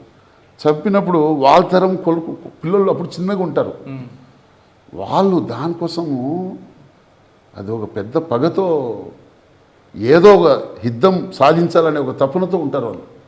వాళ్ళ మైండ్ గేమ్ అంతా అవకాశం కోసం ఎదురు చూస్తూ ఉంటారు, కామ్గా ఉంటారు. ఎక్కువ శాతము ఈ కోర్టు విచారణకు పోయేటప్పుడు కావచ్చు, కోర్టు వాయిదాలు జరిగేటప్పుడు కావచ్చు, ఏదైనా పెళ్ళిళ్ళు జరిగేటప్పుడు పోయేటప్పుడు కావచ్చు, ఏదైనా ఉత్సవాలు జరిగేటప్పుడు కావచ్చు, అటువంటి దాన్ని చాలా చక్కగా ఆపోజిట్ గ్రూప్ వాడు దాన్ని సద్వినియోగం చేసుకుంటాడు. అది చాలా జాగ్రత్తగా ఉండాలి సార్. ఆ పిల్లలు ఒకటే కాకుండా మహిళలు కూడా మన ప్రత్యర్థిని చంపే వరకు జడలు వేసుకోరు అనేది అది ఉన్నాయి. ఒక పెద్దిరెడ్డి భార్య అపర్ణ అని ఒక ఆయన ఉంది, ఆయన మొగుడుకు చంపిన వాళ్ళకు చేసే వరకు ఆయన అసలు అది కార్యక్రమం, మన హిందూ సాంప్రదాయాలు ఉన్నాయి కదా, ఆ కార్యక్రమం తీయకుండా, బొట్టు తీయకుండా అట్లా ఉండి ఆయన అయితే లైఫ్ కేసు చాలా స్టేజ్గా తీసుకొని తర్వాత ఆమె పగ నెరవేరిందా? కన్విక్షన్ అయింది కదా. ఇప్పుడు వాళ్ళు ఇంకా స్టిల్ ఉన్నారు, జైల్లో ఉన్నారు. అయ్యో, కడప జైల్లో ఉన్నారు. 2016లో వాళ్ళకి యుగంధర్ రెడ్డి, గంగాధర్ రెడ్డి, చెన్నారెడ్డి, బాలరెడ్డి అని నలుగురు ఉన్నారు. ఈ నలుగురు కన్విక్షన్ అయినాయి. వాళ్ళ ఇంకొకటి ఉంది, ఫ్యాక్షన్ జిల్లాలో ఒక మర్డర్ జరిగే ముందు లోకల్ ఎస్ఐ కానీ అంటే జిల్లా ఎస్పీకి కానీ కనుసన్నలు జరుగుతాయి, నాకు తెలియకుండా చేయించుకుంటారా అని చెప్తారనేది వాస్తవం అనేది. అంటే జనరల్గా పోలీస్ డిపార్ట్మెంట్ పైన కొన్ని నిందులు ఉన్నమాట వాస్తవం, నేను కాదని నేను చెప్పను. అయితే ఏ పోలీస్ అధికారి కూడా తన వృత్తి ధర్మాన్ని న్యాయం చేయాలనే ఉద్దేశంతోనే ఉంటాడు. కాకపోతే ఫ్యాక్షన్ వాళ్ళ మైండ్లో ఉండేదానికి మనం ఎవ్వరు కూడా కంట్రోల్ చేయలేం. ఒకవేళ పోస్ట్పోన్ చేయగలం, ఒకవేళ మనం అధికారులకు బాగా కష్టపడి చేస్తే వారంలో జరిగే మర్డర్ని ఒక నెల తర్వాత పోస్ట్పోన్ చేయగలం. కానీ వాడు ఒక ప్లాన్ ప్రకారం ఉంటే వాడు ఏ రోజైనా మర్డర్ చేస్తాడు. కానీ మీరు మనం మాట్లాడుతున్నట్లుగా వాళ్ళు యాక్యురసీగా ఉన్న విషయం మీకు తెలుస్తుంది. తెలిసినప్పుడు వాళ్ళకి బైండ్ ఓవర్ చేయడమో, లేదంటే సిటీ నుంచి ఊరు నుంచి బయటికి పంపడమో, లేదా వాళ్ళకి కౌన్సిలింగ్ చేయడం చేయొచ్చు కదా. చేయొచ్చు, మీరు చెప్పినట్లు బైండ్ అవుట్ చేయించి తర్వాత వాళ్ళు ఏదైతే మనకు బైండ్ అవుట్ ప్రకారం అమౌంట్ కట్టింటారో దానిపైన మళ్ళీ మనం కోర్టు కూడా జైలు కూడా పంపొచ్చు. కానీ అది చేసినా జరుగుతుంటాయి. చేసినా కూడా వాళ్ళు ఫిక్స్ అయింటారు. ఎందుకు ఈ మాట చెప్తున్నానంటే, ఇప్పుడు గంగాధర్ రెడ్డి అనే పిల్లోడు వాళ్ళ ఫాదర్ తిమ్మారెడ్డిని చంపేటప్పుడు అది ఒక్కటే గుర్తుంటుంది వానికి జరిగిన నష్టం పైనే గుర్తుంటుంది. మన ఆది సినిమా చూసినావు కదా, జూనియర్ ఎన్టీఆర్ సినిమా, అది ఏ విధంగా ఉంటో ఆ విధంగా మైండ్లో ఫిక్స్ అయింటాం. అయితే పోలీస్ ఆఫీసర్లు గిన నిజాయితీగా పనిచేస్తే పోస్ట్పోన్ జరుగుతుంది, కానీ అఫెన్స్ ఈ లేకపోతే ఇంకో ప్లేస్ అయినా గ్యారెంటీ జరుగుతుంది, దాంట్లో డౌటే లేదు. కానీ కొన్ని గ్రామాల్లో కొంతమంది వ్యక్తులు ఫ్యాక్షన్లు బాగా కరడు కట్టిన వాళ్ళు కూడా తమకు అనుకూలమైన ఆఫీసర్ వస్తేనే ఇటువంటి చేస్తారు, తమ అనుకూలం లేని ఆఫీసర్ అంటే కొంతకాలం కాముకుంటారు అనేది. అంటే చాలామంది అది ఫస్ట్ నుంచి నేను డిపార్ట్మెంట్లో రాకముందు నుంచి కూడా అనుకునేది ఏమంటే, అనుకూలంగా ఉంటే కొంత ఫ్రీడమ్ ఉంటుంది అనేది ఒక ఆశ అనేది ఉండొచ్చు. కానీ మర్డర్కి ఏం చేస్తాడు, 174 అయితే చేయలేడు కదా. మర్డర్ కేసే కట్టాలి కదా, జైలుకి అయితే పంపాలి కదా ముద్దాయికి. మనం ఊరికే ఉన్న సొసైటీ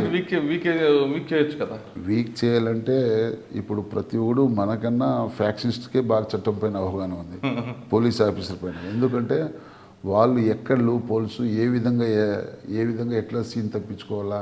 ఇప్పుడు దొంగలు ఉన్నారు చాలామంది, అంతకుముందు గుడ్డిగా దొంగతనాలు చేసేవాళ్ళు. వాడు సెల్ ఫోన్ తీసుకొస్తే CDR టవర్తో మనకి అఫెన్స్ అడ్మిట్ చేయడం. తర్వాత ఫింగర్ ప్రింట్స్తో కూడా దొంగతనాలు చేసేవాళ్ళు అయితే అది పట్టుకునేవాళ్ళం. ఇప్పుడు ఏం చేస్తున్నారు, చాలామంది దొంగలు గ్లౌజులు వేసుకొని వస్తున్నారు.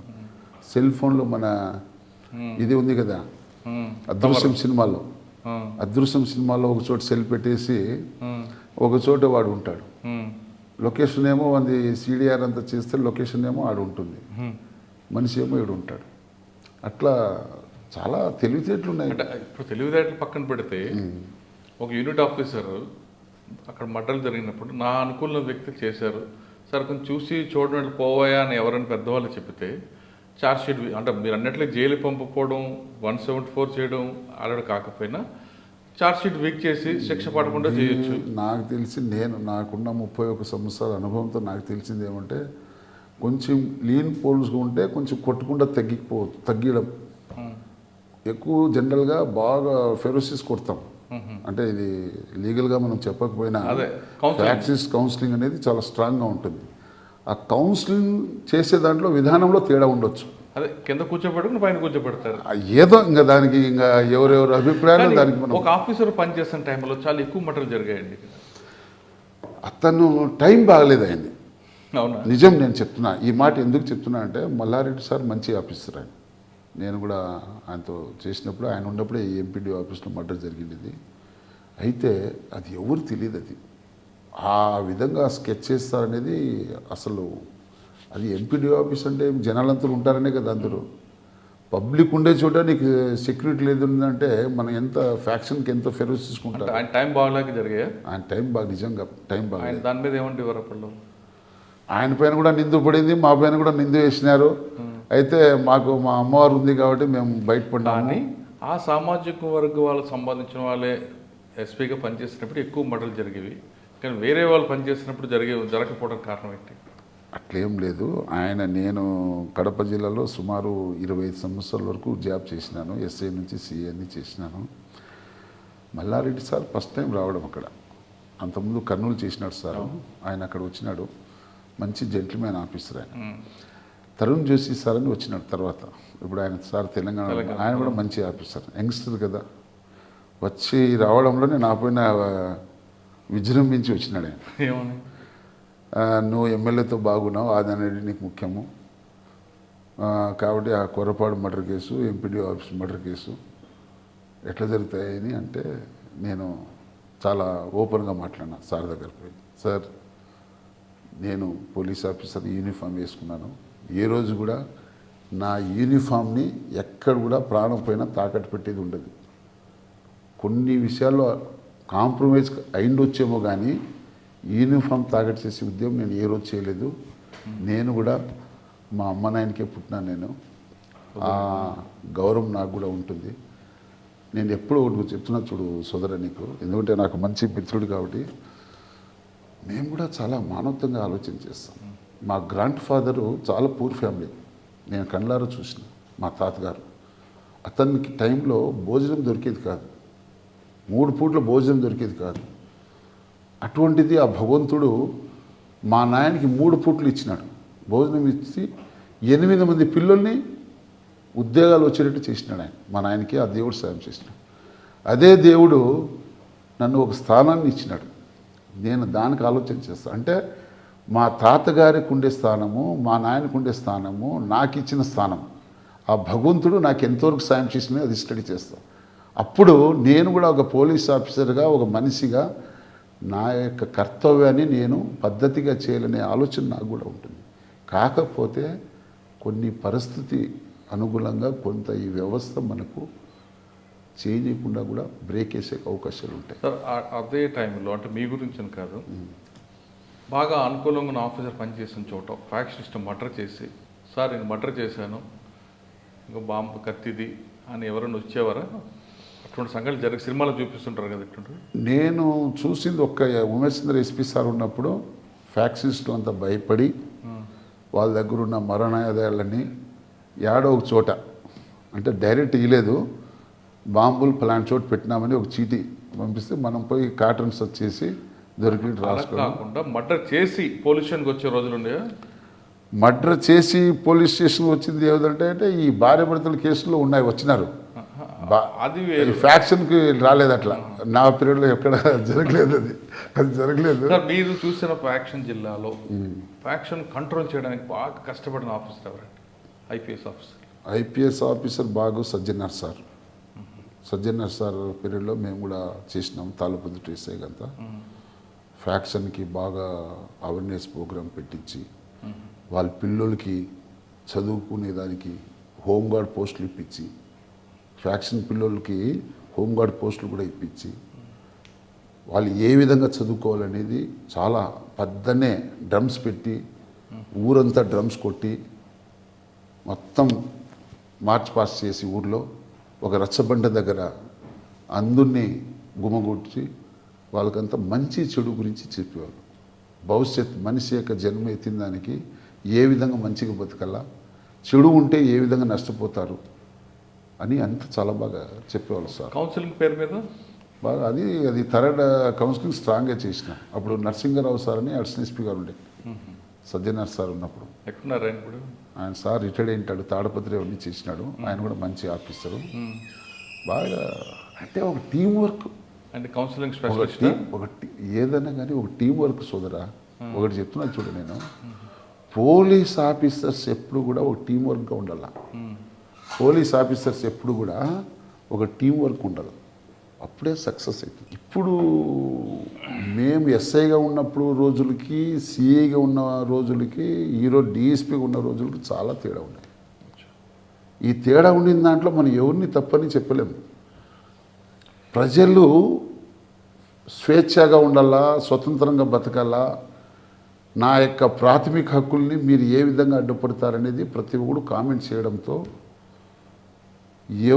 ఎవరు ప్రశ్నించేవాళ్ళు లేకుండా పోయినారు. ఒక కుటుంబంలోనే ఒక ఫ్యామిలీ మెంబర్స్, భార్య భర్తలు కావచ్చు, పిల్లలు, వాళ్ళే ప్రశ్నించలేరు. ఆ స్థాయికి మనం చేరిపోవడంతో వాళ్ళకి ఫ్రీడమ్ ఎక్కువైపోయాయి. వాళ్ళకి సార్ ఇప్పుడు ఫ్యాక్షన్ని మీరు ఎక్కడ ప్రొద్దుటూరుని చూసుకొస్తున్నారు.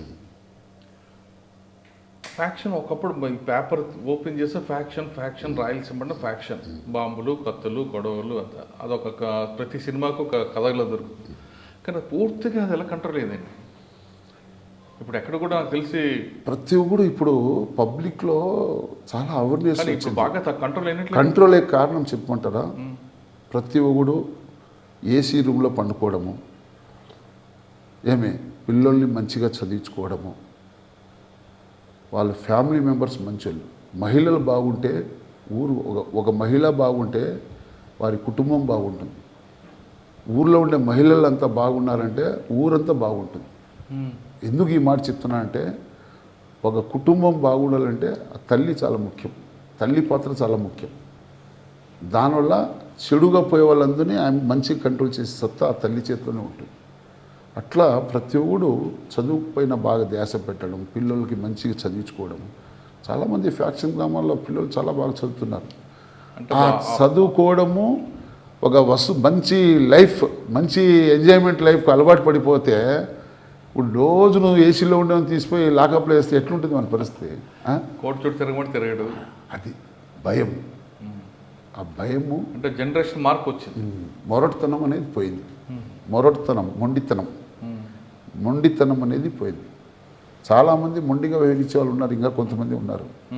వాడు ఎవరిని పట్టించుకోడు, వాని మొండితనమే వాని గొప్ప అనుకుంటాడు. అది అయితే మారిపోదు, చాలా మారిపోవచ్చు. అది గ్రేటే. కొండాపురం జగన్కి వచ్చారు మీరు?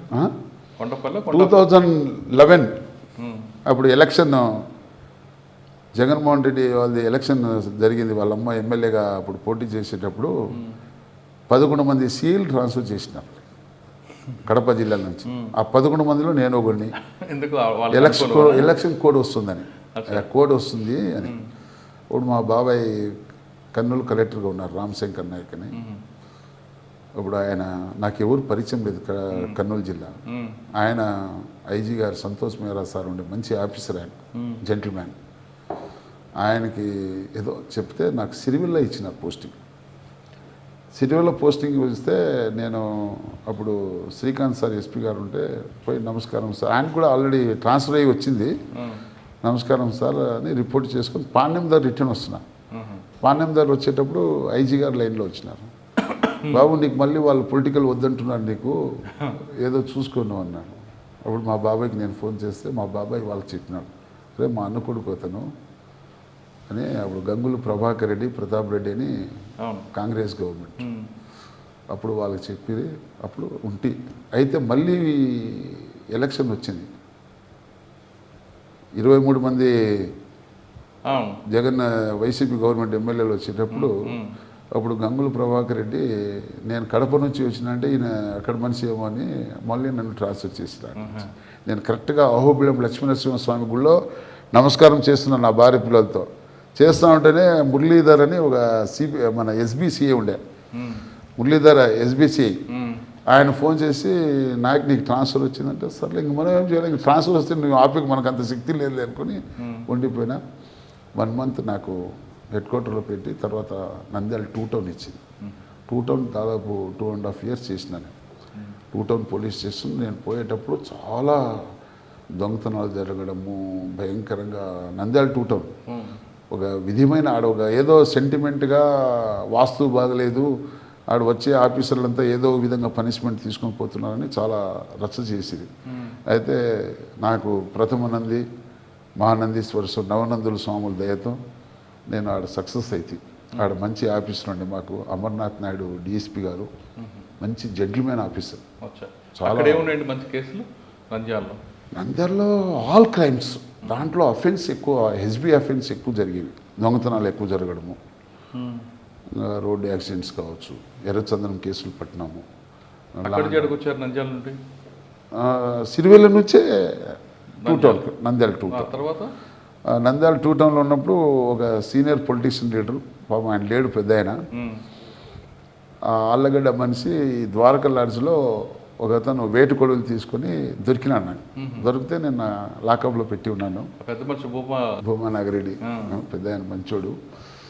అతనికి ఎవరో పాపం రాంగ్, ఆయన దగ్గర ఉంటారు కదా చాలామంది, చేయడంతో చాలామందితో వచ్చి స్టేషన్లో లాకప్లో నుంచి తీసుకోవాలని వచ్చినాడు. నేను పోయి, నేను సీనియర్ లీడర్ కాబట్టి రెస్పెక్ట్గా గౌరవంగా నమస్కారం సార్ అని చెప్పిన. వాడిని తీసిపోతాను నేను అంటే, అది సారీ సార్, అది మీరు చెప్పడం రాంగ్, అది మీరు సీనియర్ పొలిటీషియన్గా ఇట్లా మా స్టేషన్కి రావడము కరెక్ట్ కాదు, లాకప్లో ఉండేవాడిని తీసుకోవడం అనేది కరెక్ట్ కాదు. అదే మీ రెడ్డి ఆఫీసర్ అయితే వచ్చేవాళ్ళ, నేను ఎస్టీ ఆఫీసర్ కాబట్టి మీరు వచ్చినారని నేను చెప్పిన. నేను కొట్టిన ఆయనకి చెప్పిన, మీరు నమ్ముతారో లేదో మా పోలీసులు ఒక్కరు లేరు, ఈవెన్ సెంట్రీ కూడా లేడు, వెళ్ళిపోయినాడు. పోలీసులు ఒక్కరు లేరు, 200 మందితో ఆయన వస్తే. నాగిరెడ్డి గారు ఓన్లీ మనకు లోకల్ నంద్యాల మీడియా మాత్రం నాకు సపోర్ట్ చేసినారు. ఆ వచ్చిన విలేకరులందరూ మేమున్నాం, నువ్వు ధైర్యంగా ఉండని చెప్పి. అప్పుడు నేను ఆయన ఒక కామెంట్ చేస్తే, నేను పాత నాగిరెడ్డి అయితే అది వేరే ఉండంటే, లేదు సార్ మీరు రాండి అని నా రూమ్లో కూర్చోబెట్టినా. నేను ఎస్టీ ఆఫీసర్ అంటే నువ్వైతే నాకు పైన ఎస్సీ కేసు పెడతావు అన్నాడు. సారీ సార్, నేను మీ చాగల్మరి నాయక్ కాదు, నాది సోన్సో అనంతపురం జిల్లా నాగినీచర్ తాండా, ఐఏఎస్ ఐఆర్ఎస్ హైకోర్టు జడ్జ్ చాలామంది ఆఫీసులు మా తాండాలో ఉన్నారు, మీ చాగల్మరి నాయక్ అని నన్ను అనుకోవద్దు. కానీ చాలా యాక్యురసీగా ఉంటారు బయట. నేను చాలా మంచిగా మాట్లాడాను. ఆయన చూడడానికి నవ్వుతుంటారు కానీ ఆయన మాట్లాడాడు. నేను కూడా తెలివిగా నా సెల్ ఫోన్ వీడియో ఆన్ చేసి పెట్టినా. ఆయన ఏం మాట్లాడైతే నేను ఒకటే చెప్పిన, సార్ ఏదైనా నా నుండి రిమార్క్ అయితే మీకు హక్కు ఉంది, మీరు ఎస్పీకి కంప్లైంట్ చేసుకోవచ్చు, లేకుంటే మా డిఎస్పీ గారు ఉన్నారు ఇక్కడ, ఆడిపోయి కంప్లైంట్ చేయండి, అది ఇది రావడం రాంగ్ రూట్ మీరు అని చెప్పినాను. ఏమన్నారు ఇప్పుడు? చెప్తే నేను అప్పుడు ఎస్పీకి ఫోన్ చేసినాడు, కొల్లి రఘురామరెడ్డి ఎస్పీ గారు ఉన్నారు. ఫోన్ చేస్తే ఎస్పీ గారు కూడా చాలా చక్కగా, ఆయన భయపడిపోయినాడు, ఆయన కొత్తోడే కదా డిపార్ట్మెంట్. డిఎస్పీని 4 ఎస్సీలు ఒక 50 మంది స్టాఫ్ వచ్చినారు. అప్పుడు అంతా ఏం జరుగుతుందో వాడని. అప్పుడు నేను మంచిగా ట్యాక్ట్ఫుల్గా ఆయనతో మంచిగా మాట్లాడి బాగా రెస్పెక్ట్ఫుల్గా చెప్తే, ఎస్సీ ఎస్టీ కేసు పెడతామంటే, లేదు సార్ అది కరెక్ట్ కాదు, నేను అట్లా పెట్టను. యాక్చువల్గా అయితే నాకు అవతల పార్టీ వాళ్ళు కొంతమంది పేరు చెప్పకూడదు కానీ వాళ్ళు ఎంకరేజ్ చేసినారు నాకు. నేను సారీ అని చెప్పిన. నేను పోలీస్, నా క్యాస్టే పోలీస్, అది నేను పోలీసు కానీ అట్లా మీరు రాంగ్ గైడెన్స్ చేయడం కరెక్ట్ కాదని చెప్పినాడు. నేను ఆయన వెళ్ళిపోయాడు. నేను చాలా చక్కగా ఆయనకి ఇటువంటి పొలిటీషియన్స్ కి మనం చెప్తే వింటారు, చెప్పక కొంతమంది. నేను రాష్గా మాట్లాడలేదు ఆయనతో, మంచిగా పొలైట్గానే మాట్లాడినా, రెస్పెక్ట్. కూర్చోమన్న ఛాయ్ తెప్పిస్తాను సార్, నీ ఛాయ్ అవసరం లేదన్నాడు. చెప్పి ఆయన వెళ్ళిపోయిన తర్వాత జస్ట్ ఒక 20 daysకి January 1st వచ్చింది. అప్పుడే ఈ సీన్ అంతా అయిపోయిన తర్వాత నా పాలసీ ఎట్లంటే, మనం జాబ్ చేసే చోట శత్రుత్వం ఎవరితో పెట్టుకోకూడదు అనేది నా సిద్ధాంతం. అది నా పర్సనల్ ఒపీనియన్. అది పోలీస్ ఆఫీసర్స్కి ఎప్పుడు కూడా శత్రుత్వం ఉండకూడదు. కనుక శత్రు శేషం ఉంటే ఉన్నా కూడా దాన్ని మనం కవర్ చేసుకోవాలా. ఎందుకంటే ఆ పరిస్థితుల్లో ఒక్కోసారి చెప్పలేము. అది ఈయన మనము శత్రుత్వం ఈయన ఎక్కువ పెట్టుకున్నామంటే ఉద్యోగం చేయడం చాలా టఫ్ అయిపోతుంది. ఎందుకంటే ఈ అడుగున మనకి ఇబ్బంది అవుతుంది, ఉద్యోగం చేయనీరు. ఏం చేశారు మరి మీరు? అప్పుడు నేనేం చేసిన అంటే జనవరి 1 వస్తానే అప్పుడు ఎమ్మెల్యే గారు శిల్పామోహన్ రెడ్డి ఉండే, ఎస్వి మోహన్ రెడ్డి ఎంపీ గారు ఉండే, వాళ్ళిద్దరిని కనబడిన. మామూలు ప్రొసీజర్ పోయి కలుస్తాం కదా, కలిస్తే ఇతను నా ఏరియాలోనే ఉన్నాడు, పద్మావతి నగర్లోనే. మా డిఎస్పీని అడిగిన, సార్ నా ఏరియాలో ఉన్నారు, మనం ఎందుకు ఆయనతో చెడ్డ కావాలా, నేను ఒకసారి కలిసి వస్తాను అని చెప్తే, నేను కూడా మంచి పెద్ద దండ వేసుకొని పోతే, నేను వస్తున్నానని ఆడెవరో వాళ్ళ అనుచరులు చెప్తే ఆయనే బయట వచ్చిన. వస్తే నేను ఆయనకి దండేసి నూతన సంవత్సర శుభాకాంక్షలు సార్ అని చెప్తే, ఆయన పర్సనల్ లోపల తీసిపోయి నన్ను టిఫిన్ పెట్టి టీ తాపించి మళ్ళీ రిటర్న్ వచ్చి నాకు ఆయన బండి ఎక్కించిపోయినాడు. వాళ్ళ భార్య చాలా మంచి ఆయన, శోభానాగరెడ్డి భార్య. నేను సిరివుల సీఏ చేసినప్పుడు ఆమె పరిచయం నాకు బాగా. ఆమె కూడా నాకు సపోర్ట్ చేసింది. అన్నా నువ్వేం వరీ కావద్దులే, నేను నాగిరెడ్డికి చెప్తాలే. అంటే నేను ఎందుకు ఈ మాట చెప్తున్నానంటే, మన జర్నీలో తెలియకుండా కొన్ని సమస్యలు భయంకరంగా వస్తాయి పోలీస్ ఆఫీసర్కి. మన కామన్ సెన్స్ చాలా యూజ్ చేయాలి, చాలా ట్యాక్ట్ఫుల్గా మనము ఇచ్చేస్తే మనం సక్సెస్ అవుతాం. లేకపోతే లేని కొన్ని సమస్య మనము నెత్తిని పూసుకుంటాం, అప్పుడు ఎవ్వరు కాపాడరు. ఆ క్షణంలో ఆయనతో వచ్చింది, తర్వాత ఏముంది? నేను ఎందుకు శత్రువులు పెట్టు, నాకు అవసరం ఏముంది? నేను ఆ వ్యక్తి చనిపోయినప్పుడు తెలిసి ఎలా ఫీల్ అయ్యారు? ఆయన మంచి ఆఫీసర్, మంచి వ్యక్తి ఆయన. నాకైతే నా టైంలో ఆయనకేం చాలా లోనికి బాగా బాధపడినా, నేను కూడా బాధపడినా పాపం. అందులో మేడం యాక్సిడెంట్కి చాలా బాధపడి, చాలా మంచి. చనిపోయిన తర్వాత ఆయన సగం కోల్పోయినట్లున్నారు కదండి. ఎవరికైనా అంతే, ఒక బంధం ఉంది, భార్యాభర్తల బంధం. సీన్ కూడా మేడం చనిపోయిన తర్వాత నుదుటి మీద ముద్దు పెట్టడం, మానవత్వం ప్రేమ ముందర ఎవరైనా జీరో కావాల్సిండేది. ఓకే. తర్వాత నంద్యాల తర్వాత వచ్చారు, డిఎస్పీ ప్రమోషన్ వచ్చిందా? తర్వాత మళ్ళీ అగైన్ మా రాజ్యం అక్కడ పోయినా, చిత్తూరు జిల్లా 2014 ఎలక్షన్ వచ్చింది. 2014 ఎలక్షన్ వస్తే ఎలక్షన్ కోడ్ వర్తిస్తుంది, నువ్వు కూడా పోవాల్సిండేదని చెప్పి నన్ను మొలకల చెరువు అని చిత్తూరు జిల్లాకి ఇష్టం. 2014 ఎలక్షన్ అక్కడ జరిపించిన చాలా బాగా. అది చాలా నాకు నా స్టైల్ ఆఫ్ ఫంక్షన్కి అది టోటల్ రివర్సు. మాది కొంచెం నోరు దురుసు ఎక్కువ. నోరు దురుసు ఉండడంతో కడప జిల్లాలో తిట్టినా, కర్నూలు జిల్లాలో తిట్టినా పడతారు, కానీ చిత్తూరు జిల్లాలో తిట్టితే పడరు, ఒప్పుకోరు వాళ్ళు, పబ్లిక్ ఒప్పుకోరు. అక్కడ నేను కొంచెం సఫర్ అయినా కూడా మళ్ళీ నిలదొక్కున్నా తెలివిగా. అంటే మనం బూతులు తిడితే వాళ్ళు ఒప్పుకోవటం లేదు, మనకు రివర్స్గా అడుగుతున్నారు వాళ్ళు. చిత్తూరు జిల్లా వాళ్ళు, చిత్తూరు మొలకల చెరువు సైడ్ అంతా, పెద్దముడేం మండలం, పీటీఎం అవన్నీ చాలా ఫెరోసిస్గా వాళ్ళతో వద్దులేని నేను ఆడ 7 నెలలే ఎలక్షన్ డివో అది. తర్వాత అగైన్ మళ్ళీ బద్వేల్కి వచ్చిన. నాకు ఇష్టమైన ఊరు బద్వేల్. బద్వేల్ సీఏగా వచ్చి దాదాపు 2 years ఉన్నా. బద్వేల్ నుంచి పొద్దుటూరు ట్రాఫిక్లో ఉన్నాను. ట్రాఫిక్లో ఉంటే ఎలక్షన్ 2019 ఎలక్షన్లు వస్తే అప్పుడు వివేకానందరెడ్డి మర్డర్ అయితే అక్కడ సిఐ శంకరయ్య అని ఉన్నారు. సిఐ గారు సస్పెండ్ చేస్తే అప్పుడు ఎలక్షన్ పులిందులో చేసేవాడు ఎవడు అని ఒక 11 మందిలో మహాంతి ఎస్పీ సార్, మంచి ఆఫీసర్ ఆయన కూడా, నన్ను సెలెక్ట్ చేసినాడు. సెలెక్ట్ చేస్తే నేను ఎలక్షన్ జరిపించిన 2019 పులిందుల ఎలక్షన్ సూపర్గా చేసిన. ఎక్కడ కూడా ఒక చిన్న కేసు కూడా రిపోర్ట్ కాకుండా చేసిన. అంత బాగా అంటే అవతల టీడీపీకి సతీష్ రెడ్డి ఉండే ఎమ్మెల్యేగా పోటీ. సతీష్ రెడ్డి కూడా నాకు మంచి మిత్రుడే, బాగా తెలుసు. ఆయన మాట్లాడి చెప్పిన, కొన్ని పులిందుల పట్టణంలో కొన్ని ఏరియాలో నువ్వు వస్తే ఊరికే కాంట్రవర్షన్ వస్తుంది, నువ్వు రావద్దు, నేను ఫేర్గా ఎలక్షన్ జరిపే బాధ్యత నాది, నీ తరపున నేను అనుకో. అట్లా ఆయనకి అంటే ఆ నమ్మకం కల్పించిన ప్రతిపక్షానికి. ఆయనకి మైనర్ కదా అతను, సతీష్, అతను ధైర్యం ఇచ్చిన. అయితే చాలా పీస్ఫుల్ ఎలక్షన్ జరిపించిన. మధ్యలో చంద్రగిరి కూడా చేస్తున్నట్టున్నారు కదా? అది 2009 ఎలక్షన్ చంద్రగిరి. అక్కడే ఉంది మీ మార్కు? అక్కడ చాలా సున్నితం. లక్ష్మీరెడ్డి అని ఎస్పీ గారు ఉండే అక్కడ, లక్ష్మీరెడ్డి గారు. అయితే ఆమె గల్లా అరుణకుమార్ అని మేడము సీనియర్ పొలిటీషియను నలుగురు నాకు లీడర్లు. అప్పుడు రోజా కూడా తెలుగుదేశం పార్టీకి లీడరు. రోజా, గల్లా అరుణకుమారి, మళ్ళీ బీజేపీకి ఒక ఆయన డాక్టర్ ఎవరో లీడి, మళ్ళీ మన పిఆర్పి మన చిరంజీవి పార్టీ అది కూడా ఒక లేడీ లీడర్. నలుగురు లీడర్లే.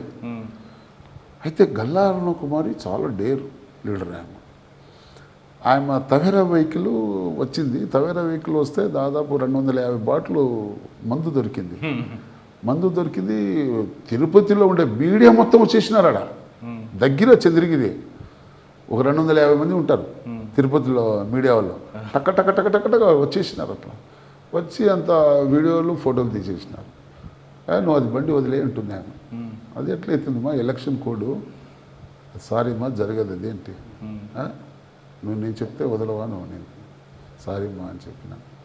కేసు కట్టి రిమైండ్. అది అందులో అప్పుడు ఈ ఐడియా యాక్ట్లో కానీ ఎక్సైజ్ కేసులో బండ్లు సీజ్ చేస్తే రావు. సార్ మీరు చంద్రగిరి పంచాయత్ టైంలో మీరు ఒక ఎస్పీ గారి పేరు చెప్పారు. ఆ ఎస్పీ గారి మీద ఒక ఎలిగేషన్ ఉండేది, మీకు అర్థమై ఉంటుంది. ఆయన నుంచి ఇబ్బందులు ఎదుర్కోలేదా మీరు? ఆయన మాకు అంత టైం లేదు. మాకు ఆయన మధ్య అయితే సపోర్ట్ చేసినాడు. ఎలక్షన్ టైంలో నేను చేసిన ఉద్యోగానికి సపోర్ట్ చేసినాడు. ఒకటి పిఆర్పి వాళ్ళది అప్పుడు దాదాపు 35,000 బాటిల్స్ దొరికిన బోస్ కంపెనీ అని పెద్ద లారీ, 14 టైర్ల లారీలో లోడ్ బండి పట్టినాం మేము. ఆ కేసు విషయంలో నాకు కొంచెం ఆయన క్వశ్చన్ మార్క్ చేసి కొంత ఇబ్బంది పెట్టినాడు. అయినా మనము దేవుడు అప్పుడు ఏమంటే రాజశేఖర రెడ్డి సీఎం ఉన్నప్పుడు అందరినీ ఆల్రెడీ ప్రియేస్ చేసిన ప్లేస్కి మళ్ళీ ఆయన డీజీపీ సార్ ఉండే చూడు, SSP Yadav sir DGP sir ఉన్నప్పుడు మళ్ళీ మహాంతి సార్ డీజీపీ వచ్చినాడు ఎలక్షన్ టైం. ఆయన వచ్చిన తర్వాత గవర్నమెంట్ మళ్ళీ కాంగ్రెస్ గవర్నమెంట్ వస్తానే మళ్ళీ సేమ్ అంతకుముందు ఉండే వాళ్ళ అధికారులు ఎవరి ప్లేస్ వాళ్ళు పోవాలని ఒక జీవో ఇచ్చినారు. ఆ జీవో పై నేను తొందరగా మళ్ళీ చంద్రగిరి నుంచి జమ్మూడికి వచ్చేసిన. ఆడ నాకు ఆయన వల్ల నాకేం ప్రాబ్లం రాలేదు. ఓకే. తర్వాత అండి ఎక్కడికి వచ్చారు? డిఎస్పీ ప్రమోషన్ వచ్చిందా? జమ్మూడు కొండాపురం, మళ్ళీ ఎస్సీ ఎస్టీ సెల్. అప్పుడు పులివెందుల నుంచి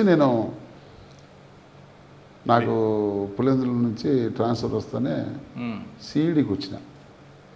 అమిత్ గారని సార్, అడిషనల్ డీజీ సార్, మంచి ఆఫీసర్. నాకు ఎవరు లేరు అప్పుడు, సపోర్టే లేరు. పోయి డైరెక్ట్ పోయి ఆయన కలిసిన. సార్ నేను పులివెందులో చేసి వచ్చినాను. ఆయన తెలుసు ఆ కేసు విషయంలో 2-3 సార్లు నేను మీటింగ్ అటెండ్ అయినప్పుడు చూసినాం. వివేకానంద రెడ్డి మర్డర్ కేసు తర్వాత నేనే ఆడ ఎలక్షన్ జరిపిండేది పులివెందులో. అందుకు నేను వివేకానంద రెడ్డి మర్డర్ అయినాడు కదా ఆయన ఎక్స్ మినిస్టర్ గారు, అప్పుడు శంకరయ్య అని సిఐ ఉండే, అతను సస్పెండ్ అయితేనే నన్ను ఆడ పోస్టింగ్ ఇచ్చినారు. ఎలక్షన్ 2019 ఎలక్షన్ నేనే జరిపిండేది పులివెందుల. చాలా బాగా చేసిన. అప్పుడు నాకు పోలీస్ ఆఫీసర్లు కూడా మోసం చేస్తున్నారు వాళ్ళ మాటిని. ఎవరు?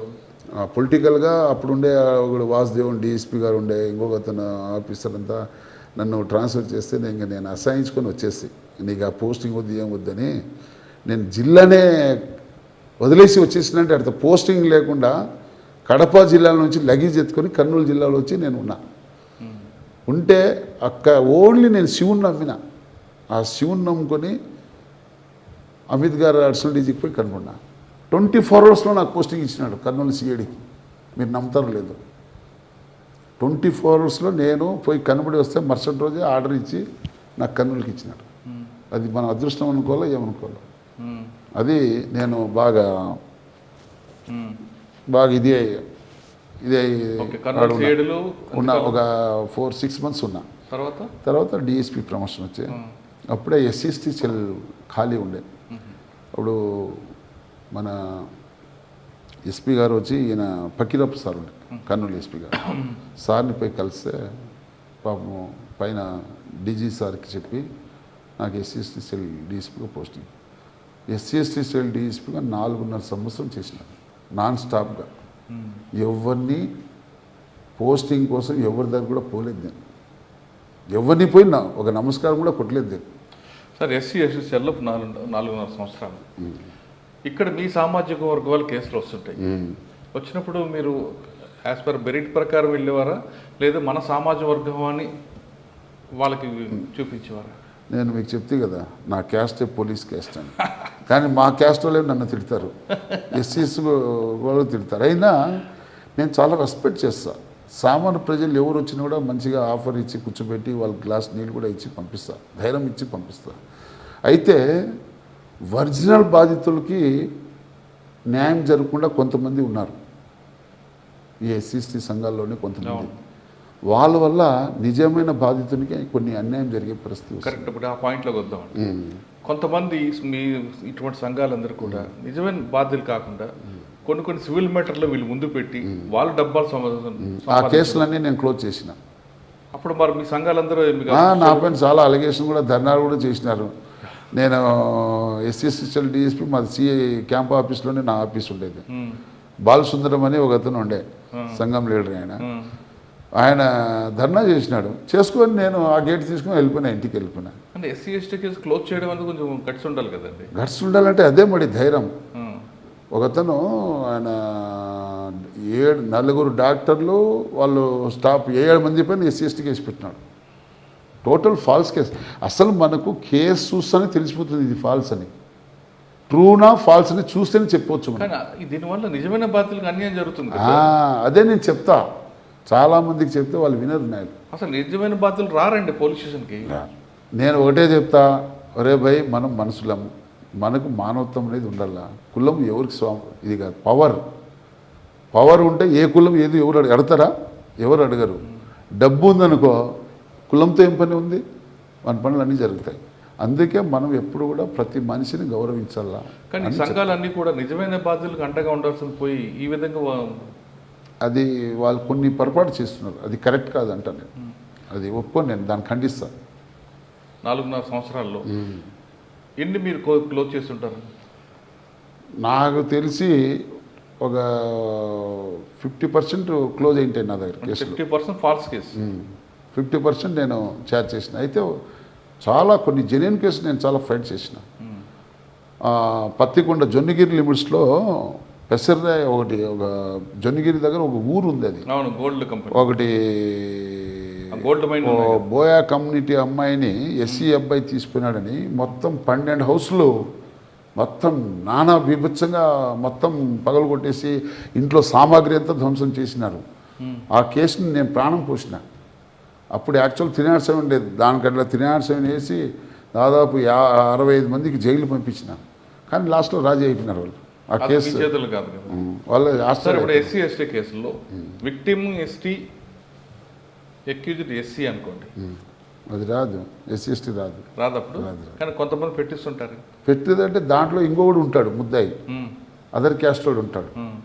ఎస్సీలు ఉండి ఇంకొక ముద్దాయి, ఇప్పుడు A1 to A4 9 ఎస్సీలు ఉంటూ A5 అదర్ క్యాస్ట్ వాడు ఉన్నాడు అనుకో, అది ఆ వాన్ కోసం వస్తుంది ఆ యాక్ట్. కానీ ఒక ఎస్సీ అమ్మాయి ఒక ఎస్సీ అబ్బాయి ప్రేమించుకున్నారు, లేదా ఎస్టీ అబ్బాయి ప్రేమించుకున్నారు, ఇక్కడ వీళ్ళిద్దరికీ ఎందుకు కాంప్లెక్స్ వస్తుంటుందండి? కాంప్లెక్స్ అనేది ఇప్పుడు చాలామంది యూత్లో, ఫస్ట్ యూత్కి అసలు సబ్జెక్టే తెలియదు చాలామందికి. ప్రతి ఒక్కడు ఫ్యాషన్గా ఫీల్ అవుతున్నారు. అసలు నువ్వు నీ యొక్క స్థాయి ఫస్ట్ నువ్వు గుర్తించుకోవాలి. అంటే మనం ఏ పొజిషన్లో ఉన్నామో, మనం ఫ్యామిలీ ఏ విధ పొజిషన్లో ఉంది, మనం ఏ రూట్కి వెళుతున్నాము, మనం పోయే మార్గం మంచి మార్గం ఉందా, చెడు మార్గం ఉందా అనేది అతని భవిష్యత్తు గురించి ఆలోచన చేయాలి. అవి చేయకుండా అదొక ఫ్యాషన్ అయిపోయింది. లవ్ అంటే ఒక ఫ్యాషన్ అయిపోయింది. దానివల్ల వాళ్ళకి ఫైనాన్స్ ప్రాబ్లం వస్తే బ్రేక్ అయిపోతుంది చాలా. ఒక ఎస్సీ అమ్మాయిని ఒక ఎస్సీ అబ్బాయి రేప్ చేశాడు అనుకోండి, అది కొంతమంది ఎస్సీ కేసు పెట్టాలనుకుంటారు. రాదు, అది ఎస్సీ ఎస్టీ రాదు, మామూలు రేప్ కేసు వస్తుంది. రేప్ కేసు ఎస్సీ ఎస్టీ రాదు. ఎస్సీ ఎస్టీ తర్వాత ఇప్పుడు మీరు ఎక్కడికి వచ్చారు? నెక్స్ట్ ఏలూరు పోయింటి నేను. Eluru SC ST cell DSP 7 months ఏమున్నా. కానీ అక్కడ ఎక్కువ ఉంటాయండి ఎస్సీ ఎస్టీ కేసు? ఉన్నాయి చాలా మంచి కేసులు ఉన్నాయి. ఒకటి చేపల చెరువు కేసు నేను చాలా చక్కగా ఇన్వెస్టిగేషన్ చేసినాను. అయితే ఆడ మనకు చాలా టఫ్ అవుతుంది, నాకు చాలా టఫ్ అయిపోయింది. నేను ఏం చేసినా అంటే ఇదంతా పెద్ద సమస్య వస్తుందని తెలివిగా బయట పోతే నా డ్రైవర్ మాట్లాడేవాడు, ఎందుకంటే వాళ్ళ మనుషులే కదా, వాళ్ళ లాంగ్వేజ్ వాళ్ళకి అర్థమైతే. ఆఫీస్లో నా రైటర్ మాట్లాడేవాడు. వాళ్ళంతా ఏంది మీ డిఎస్పీ మాట్లాడు, అంతా మీరే మాట్లాడతారని చెప్పేవాళ్ళు వాళ్ళు. లేదే మా డిఎస్పీ కొంచెం రాయలసీమ నుంచి వచ్చినాడు, కొంచెం లాంగ్వేజ్ ఏదైనా తేడా వస్తే మళ్ళీ మీరు అపార్థం. అయితే అక్కడ చాలా జాగ్రత్తగా ఉండాలి. మనం ఇక్కడ బండ బూతులు తిట్టేస్తాం రాయలసీమలో, ఏకవచనంతో మాట్లాడతాం. అక్కడ ఏకవచనంతో ఏకవచనం కూడా ఒప్పుకోరు వాళ్ళు. మనం కామన్గా ఈడెవడో నల్లగున్నా ఏమరా నల్లగున్నా ఉంటాం, మనం కామన్ చెప్పిస్తాము. నువ్వు అక్కడ నల్లగున్నా ఉంటే వాడు అది చాలా పెద్ద ఇన్సల్ట్గా ఫీల్ అవుతాడు ఆయన. చాలా జాగ్రత్త ఉండాలి సార్. అక్కడ ఎస్సీ కేసులు అయిందనుకోండి, ఎంక్వైరీ మీద వచ్చినప్పుడు ఆపోజిట్ పార్టీ అదర్ క్యాస్ట్ వాళ్ళంతా సూట్ కేసులు బ్యాగులతో తిరుగుతుంటారు, చేపల చెరువులు ఉంటాయి కదా. మీకేం ఆఫర్లు వచ్చాయి అప్పుడు? అట్లా మనం అనుకుంటాం కానీ అయితే చెప్పలేము. అది కొన్ని సందర్భాల్లో ఎట్లుంటాయో తెలియదు. అయితే చాలా తెలివివంతులు. అట్లా నేను మోసపోయినాం అనుకో, వెనక నుంచి కూడా వేస్తాడు బాణం. అది కూడా రకాలు ఉంటాయి. ఒకటి భోజనాలతో ముందు లొంగ తీసుకుని చూస్తారు, అక్కడికి వినకపోతే అప్పుడు బ్యాగులు పంపిస్తుంటారు. ఈ రెండిట్లో మీకు ఏమైనా వచ్చాయా? మనకైతే ఆ ప్రాబ్లమ్స్ రాలేదు. మనం 7 months ఉన్నాము లక్కీగా. మళ్ళీ మన హానరబుల్ సీఎం గారు వస్తానే మాకంత ఎస్టీ ఆఫీసర్లు కూడా, నాకు పులివెందుల డిఎస్పీకి ఫస్ట్ టైం పోస్టింగ్ ఇచ్చినారు ఇద్దరికి. అక్కడ నుండి ఆత్మకూరు పడేశారా? ఆత్మకూరుకి వచ్చినట్టు గ్రేటే కదా. ఆత్మకూరు ఎంతకాలం నుంచి ఉందండి? నేను 5/8/2024 నుంచి ఉన్నాను. ఒకప్పుడు ఆత్మకూరు అంటే నక్సల్స్ ప్రభావిత జిల్లా, ఇప్పుడు అసలు ఏమీ లేదు. అయితే ఆత్మకూరు ఏరియా, నందికొట్కూరు ఏరియా గ్రామీణ ప్రాంతాలు ఎక్కువ. చాలామంది రైతులు ఉన్నారు, చాలా మంచివాళ్ళు, చాలా మంచివాళ్ళు. చెప్తే వింటారు. నక్సలిజం ప్రాబ్లం ఉండే, అంతకుముందు ఉండే, కానీ ఇప్పుడు ఆ ప్రాబ్లం అయితే లేదు. ఏదైనా మనం చెప్తే చాలా చక్కగా చెప్తున్నారు. నందికొట్కూరు కూడా ఫ్యాక్షన్ కదండి, వాళ్ళు ఉన్నారు, కానీ ఆ ప్రాబ్లం మాకు లేదు ఇప్పుడు. మంచోళ్ళు అక్కడ ఉండే బోత్ పార్టీస్ లీడర్ కావచ్చు, ఇక్కడ కావచ్చు, అంతా ఏదన్నా చెప్తే అర్థం చేసుకుంటున్నారు, ఇబ్బంది ఏం లేదు. అంటే నక్సల్ చిన్న చిన్న ప్రాబ్లమ్స్ వస్తాయి, కొంచెం యుగో వల్ల. ఏముంటాయండి క్రైమ్? ఇక్కడ క్రైమ్ రేటు కేసులు ఉంటాయా, లేదంటే మాకు మెజారిటీగా ఎక్కువ ఈ చిన్న చితక ఏదో ఈ ల్యాండ్ డిస్ప్యూట్స్, రస్తా డిస్ప్యూట్స్, దీనిపైన చిన్న చిన్న గొడవలు జరుగుతూ ఉంటాయి. సివిల్ డిస్ప్యూట్స్ ఎక్కువ ఉంటాయి కదా. సివిల్ ఎక్కువ, భూమి రేటు పెరిగింది కదా, ల్యాండ్ రేట్ ఎక్కువ. ప్లస్ రెండోది ఏమంటే కొన్ని రికార్డ్స్ కూడా, కొన్ని రికార్డ్స్ తేడాలు ఉన్నాయి. అదే ల్యాండ్ సంబంధించింది. అక్కడ కొన్ని చాలా ప్రాబ్లమ్స్ వస్తూ ఎక్కువ గ్రీవెన్స్కి ఎక్కువ పోతూ ఉంటారు పబ్లిక్. అది ప్రాబ్లమ్ సాల్వ్ అయ్యే వరకు ఆ గ్రీవెన్స్ పోతూనే ఉంటారు. మనం ఎంత మంచిగా కూర్చోబెట్టి చెప్పినా కూడా కన్విన్స్ కారు. వానికి ఎంతసేపు వాని ప్రాబ్లం సాల్వ్ కావాలనే ఆలోచన, ఆయనకు అనుకూలంగా తీర్పు వచ్చేవారు గ్రీవెన్స్ వస్తూనే ఉంటారు. అది ఇక్కడ ఒక కల్చర్ ఉంది. అది అయితే కొంచెము సారా గిరాయి ఉంటే అన్నీ బాగానే మా వాళ్ళు కష్టపడినారు, చేసినారు. బాగా అంతా బాగా ప్రశాంతంగా జరిగిపోతుంది. శ్రీశైలం మల్లికార్జున స్వామి అమ్మవారి దయతో ఒక అదృష్టంగా భావిస్తాం మేము. నేను శ్రీశైల పుణ్యక్షేత్రం దగ్గర ఉద్యోగం చేయడం ఒక అదృష్టంగా భావిస్తాను. మంచి అవకాశం వచ్చింది కదా మహాశివరాత్రి. నేను, మీరు నమ్ముతారు లేదో, ఆ స్వామి దయ వల్ల 2 కార్తీక మాసము, 2 మహాశివరాత్రులు, 2 ఉగాది పండుగ బందోబస్తు అన్నీ చాలా చక్కగా చేసిన. సార్, శ్రీశైలంలో మోడీ గారు వచ్చిన తర్వాత దానికి భక్తుల సంఖ్య పెరిగింది, దాని మీద ఎక్కువగా నమ్మకం వచ్చింది అంటున్నారు. వాస్తవము. రెండోది ఏమంటే శ్రీశైలం మల్లికార్జున స్వామి అమ్మవారు 2 ఒకే కాంపౌండ్లో, అంటే జ్యోతిర్లింగము, శక్తిపీఠం ఒకే కాంపౌండ్లో ఉండడం పెద్ద అదృష్టంగా భావించాలా. కృష్ణానది పక్కనే జోగులమ్మ అమ్మవారు ఉంది. అంటే నీకు 2 శక్తిపీఠాలు పక్క ఉండి పక్క మధ్యలో కృష్ణానది రావడం అనేది అది పెద్ద అదృష్టంగా భావించాలి. ఒకటి గుర్తుపెట్టుకో, నీకు చాలా పుణ్యక్షేత్రాల్లో ఏదో ఒక సమస్య వస్తూ ఉంటుంది. శ్రీశైలంలో ప్రాబ్లం వచ్చినా కూడా ఆ ప్రాబ్లాన్ని సాల్వ్ కూడా ఆయనే చేస్తాడు. అదే మల్లికార్జున స్వామి యొక్క పవర్. ప్రాబ్లం వస్తుంది, రాదని నేను చెప్పను. చాలా నేరో రోడ్లు ఉన్నాయి, ట్రాఫిక్ సమస్యలు ఉన్నాయి. గర్భగుడిలో పోయేటప్పుడు మనకు ఒకే దారి ఉంది. అసలు మహాశివరాత్రి టైంలో అయితే మనము విఐపీస్లను మనం దర్శనం చేయించి చాలా కష్టమైపోతుంది. రెండోది, ఈడ స్పర్శ దర్శనం అనేది ఒకటి. ఈ స్పర్శ దర్శనం వల్ల మనకు చాలా లేట్ అవుతుంది. అలంకార దర్శనం అయితే 1,00,000 చేయవచ్చు రోజు. ఈ స్పర్శ దర్శనం మధ్యలో బ్రేక్ అయిందంటే 50-60 వేలు అంటే గొప్ప. ఇంకెక్కువ మంది అంటే మనకు అల్లాడిపోతుంటారు. కానీ అంత బాగా జరుగుతుంది. 2 సార్లు జరిపారు, స్వామి జరిపించుకున్నారు. కానీ పోయినసారి లాఠీ చార్జ్ కూడా జరిగినట్టు. లాఠీ చార్జ్ అంటే ఒక చిన్న ఎగ్జాంపుల్ చెప్తా భక్తులకి, నేను శివభక్తులు చెప్తాను. అసలు భక్తులు అంత మంచోళ్ళే, కానీ ఎందుకో ఆడు వస్తానే ముందు నేను పోవాలి అంటే వాళ్ళు ఎక్కడే ఉండి నడుచుకుని అవును రావచ్చు. ఇప్పుడు నీ కంటి ముందరే ఉన్నారు కదా, ఒక గుంపు ఉంటారు, క్యూ లైన్ ఉంటుంది. ఆ క్యూ లైన్లో సీనియర్ సిటిజన్స్ ఉంటారు, మహిళలు ఉంటారు, పిల్లోళ్ళు ఉంటారు. అది నీ కంటి ముందర కనబడుతున్నారు కదా. ఒక పౌరుడిగా నువ్వు కూడా బాధ్యత తీసుకోవాలి కదా. అప్పుడు ఏం చేయాలను, కొంత ఓర్పు పట్టాలి కదా. కొంచెం ఓర్పు పట్టి ఉంటే ప్రాబ్లం ఉండదు. అట్లా ఉండదు ఆడ, అట్లా తోసుకొని వచ్చేస్తారు. ఆ తోసుకొని రావడంతో భగవంతుడు కనబడతాడు. మనం ఒకటే ఆ స్వామికి నమస్కారం చేస్తాం. ఎటువంటి తొక్కిస్లాట జరగకుండా, ఏ ప్రాణాపాయం జరగకుండా కాపాడు స్వామి. మీరు నమ్ముతారు, నేను ఎన్నోసార్లు నాకు మొక్కిన స్వామికి. నేను ఫస్ట్ టైం మహాశివరాత్రికి అయితే రాత్రి 1 గంటకే 500 టికెట్కి వచ్చేసినారు. 5,000-6,000 మంది జనాలు వచ్చేసినారు. ఎవరు లేరు. నాకు ఫోన్ వచ్చింది, నేను ఒక్కడే పోయినా. నేను కూడా ఏం చేసుకోలేకపోతున్నా. అప్పుడు ఎట్లా చేయాలని చెప్పి వెంటనే స్పెల్ పార్టీని పిలిపించి ఒక 4 రోపు తెప్పించుకొని రోప్ ద్వారా 4 భాగాలు చేసినాం. ఆ ఉండే భక్తుల్ని రోప్ మధ్యలో పెట్టి 4 భాగాలు చేసి స్లోగా పంపించినాం. అయినా కూడా మనకు సపోర్ట్ చేయరు భక్తులు. అంటే ఆ ప్రాబ్లంకి కాంప్లెక్స్ సిస్టంలో తీసుకెళ్తే చేయాలంటే డెవలప్మెంట్. ఇప్పుడు మనకు శ్రీశైలంలో వసతులు చాలా తక్కువ, ల్యాండ్ తక్కువ ఉంది, వసతులు తక్కువ. తిరుమల ఎట్లుంది, చక్కగా ఒకసారి లాక్ చేస్తే ఎవడు ఇంకా దానికి అసలు టచ్ చేసేవాడే లేడు. శ్రీశైలం అట్లా కాదు. సరే, భక్తుల వరకు కాకుండా ట్రాఫిక్ ఒకటి పెద్ద ప్రధాన ట్రాఫిక్ మనకు మెయిన్ సమస్య వచ్చి పార్కింగ్ ప్రాబ్లం. ముఖద్వారం దాటిన తర్వాత అటకేశ్వరం అని ఒక సర్కిల్ వస్తుంది. తర్వాత Sakshi Ganapati front side back side ఉంటుంది. మన హిందూ సాంప్రదాయంలో ప్రతి ఒక్కటి ఏమంటే ఫస్ట్ శ్రీశైలం వచ్చినామంటే సాక్షి గణపతిని నమస్కారం చేసుకుంటే ఆయన వెల్కమ్ అంటే వాళ్ళ అమ్మ నాయన ఇద్దరిని దర్శనం చేసుకోవాలనేది ఒక సెంటిమెంట్. నీకు ఆడ రోడ్ లేదు, చాలా నేరో రోడ్డు.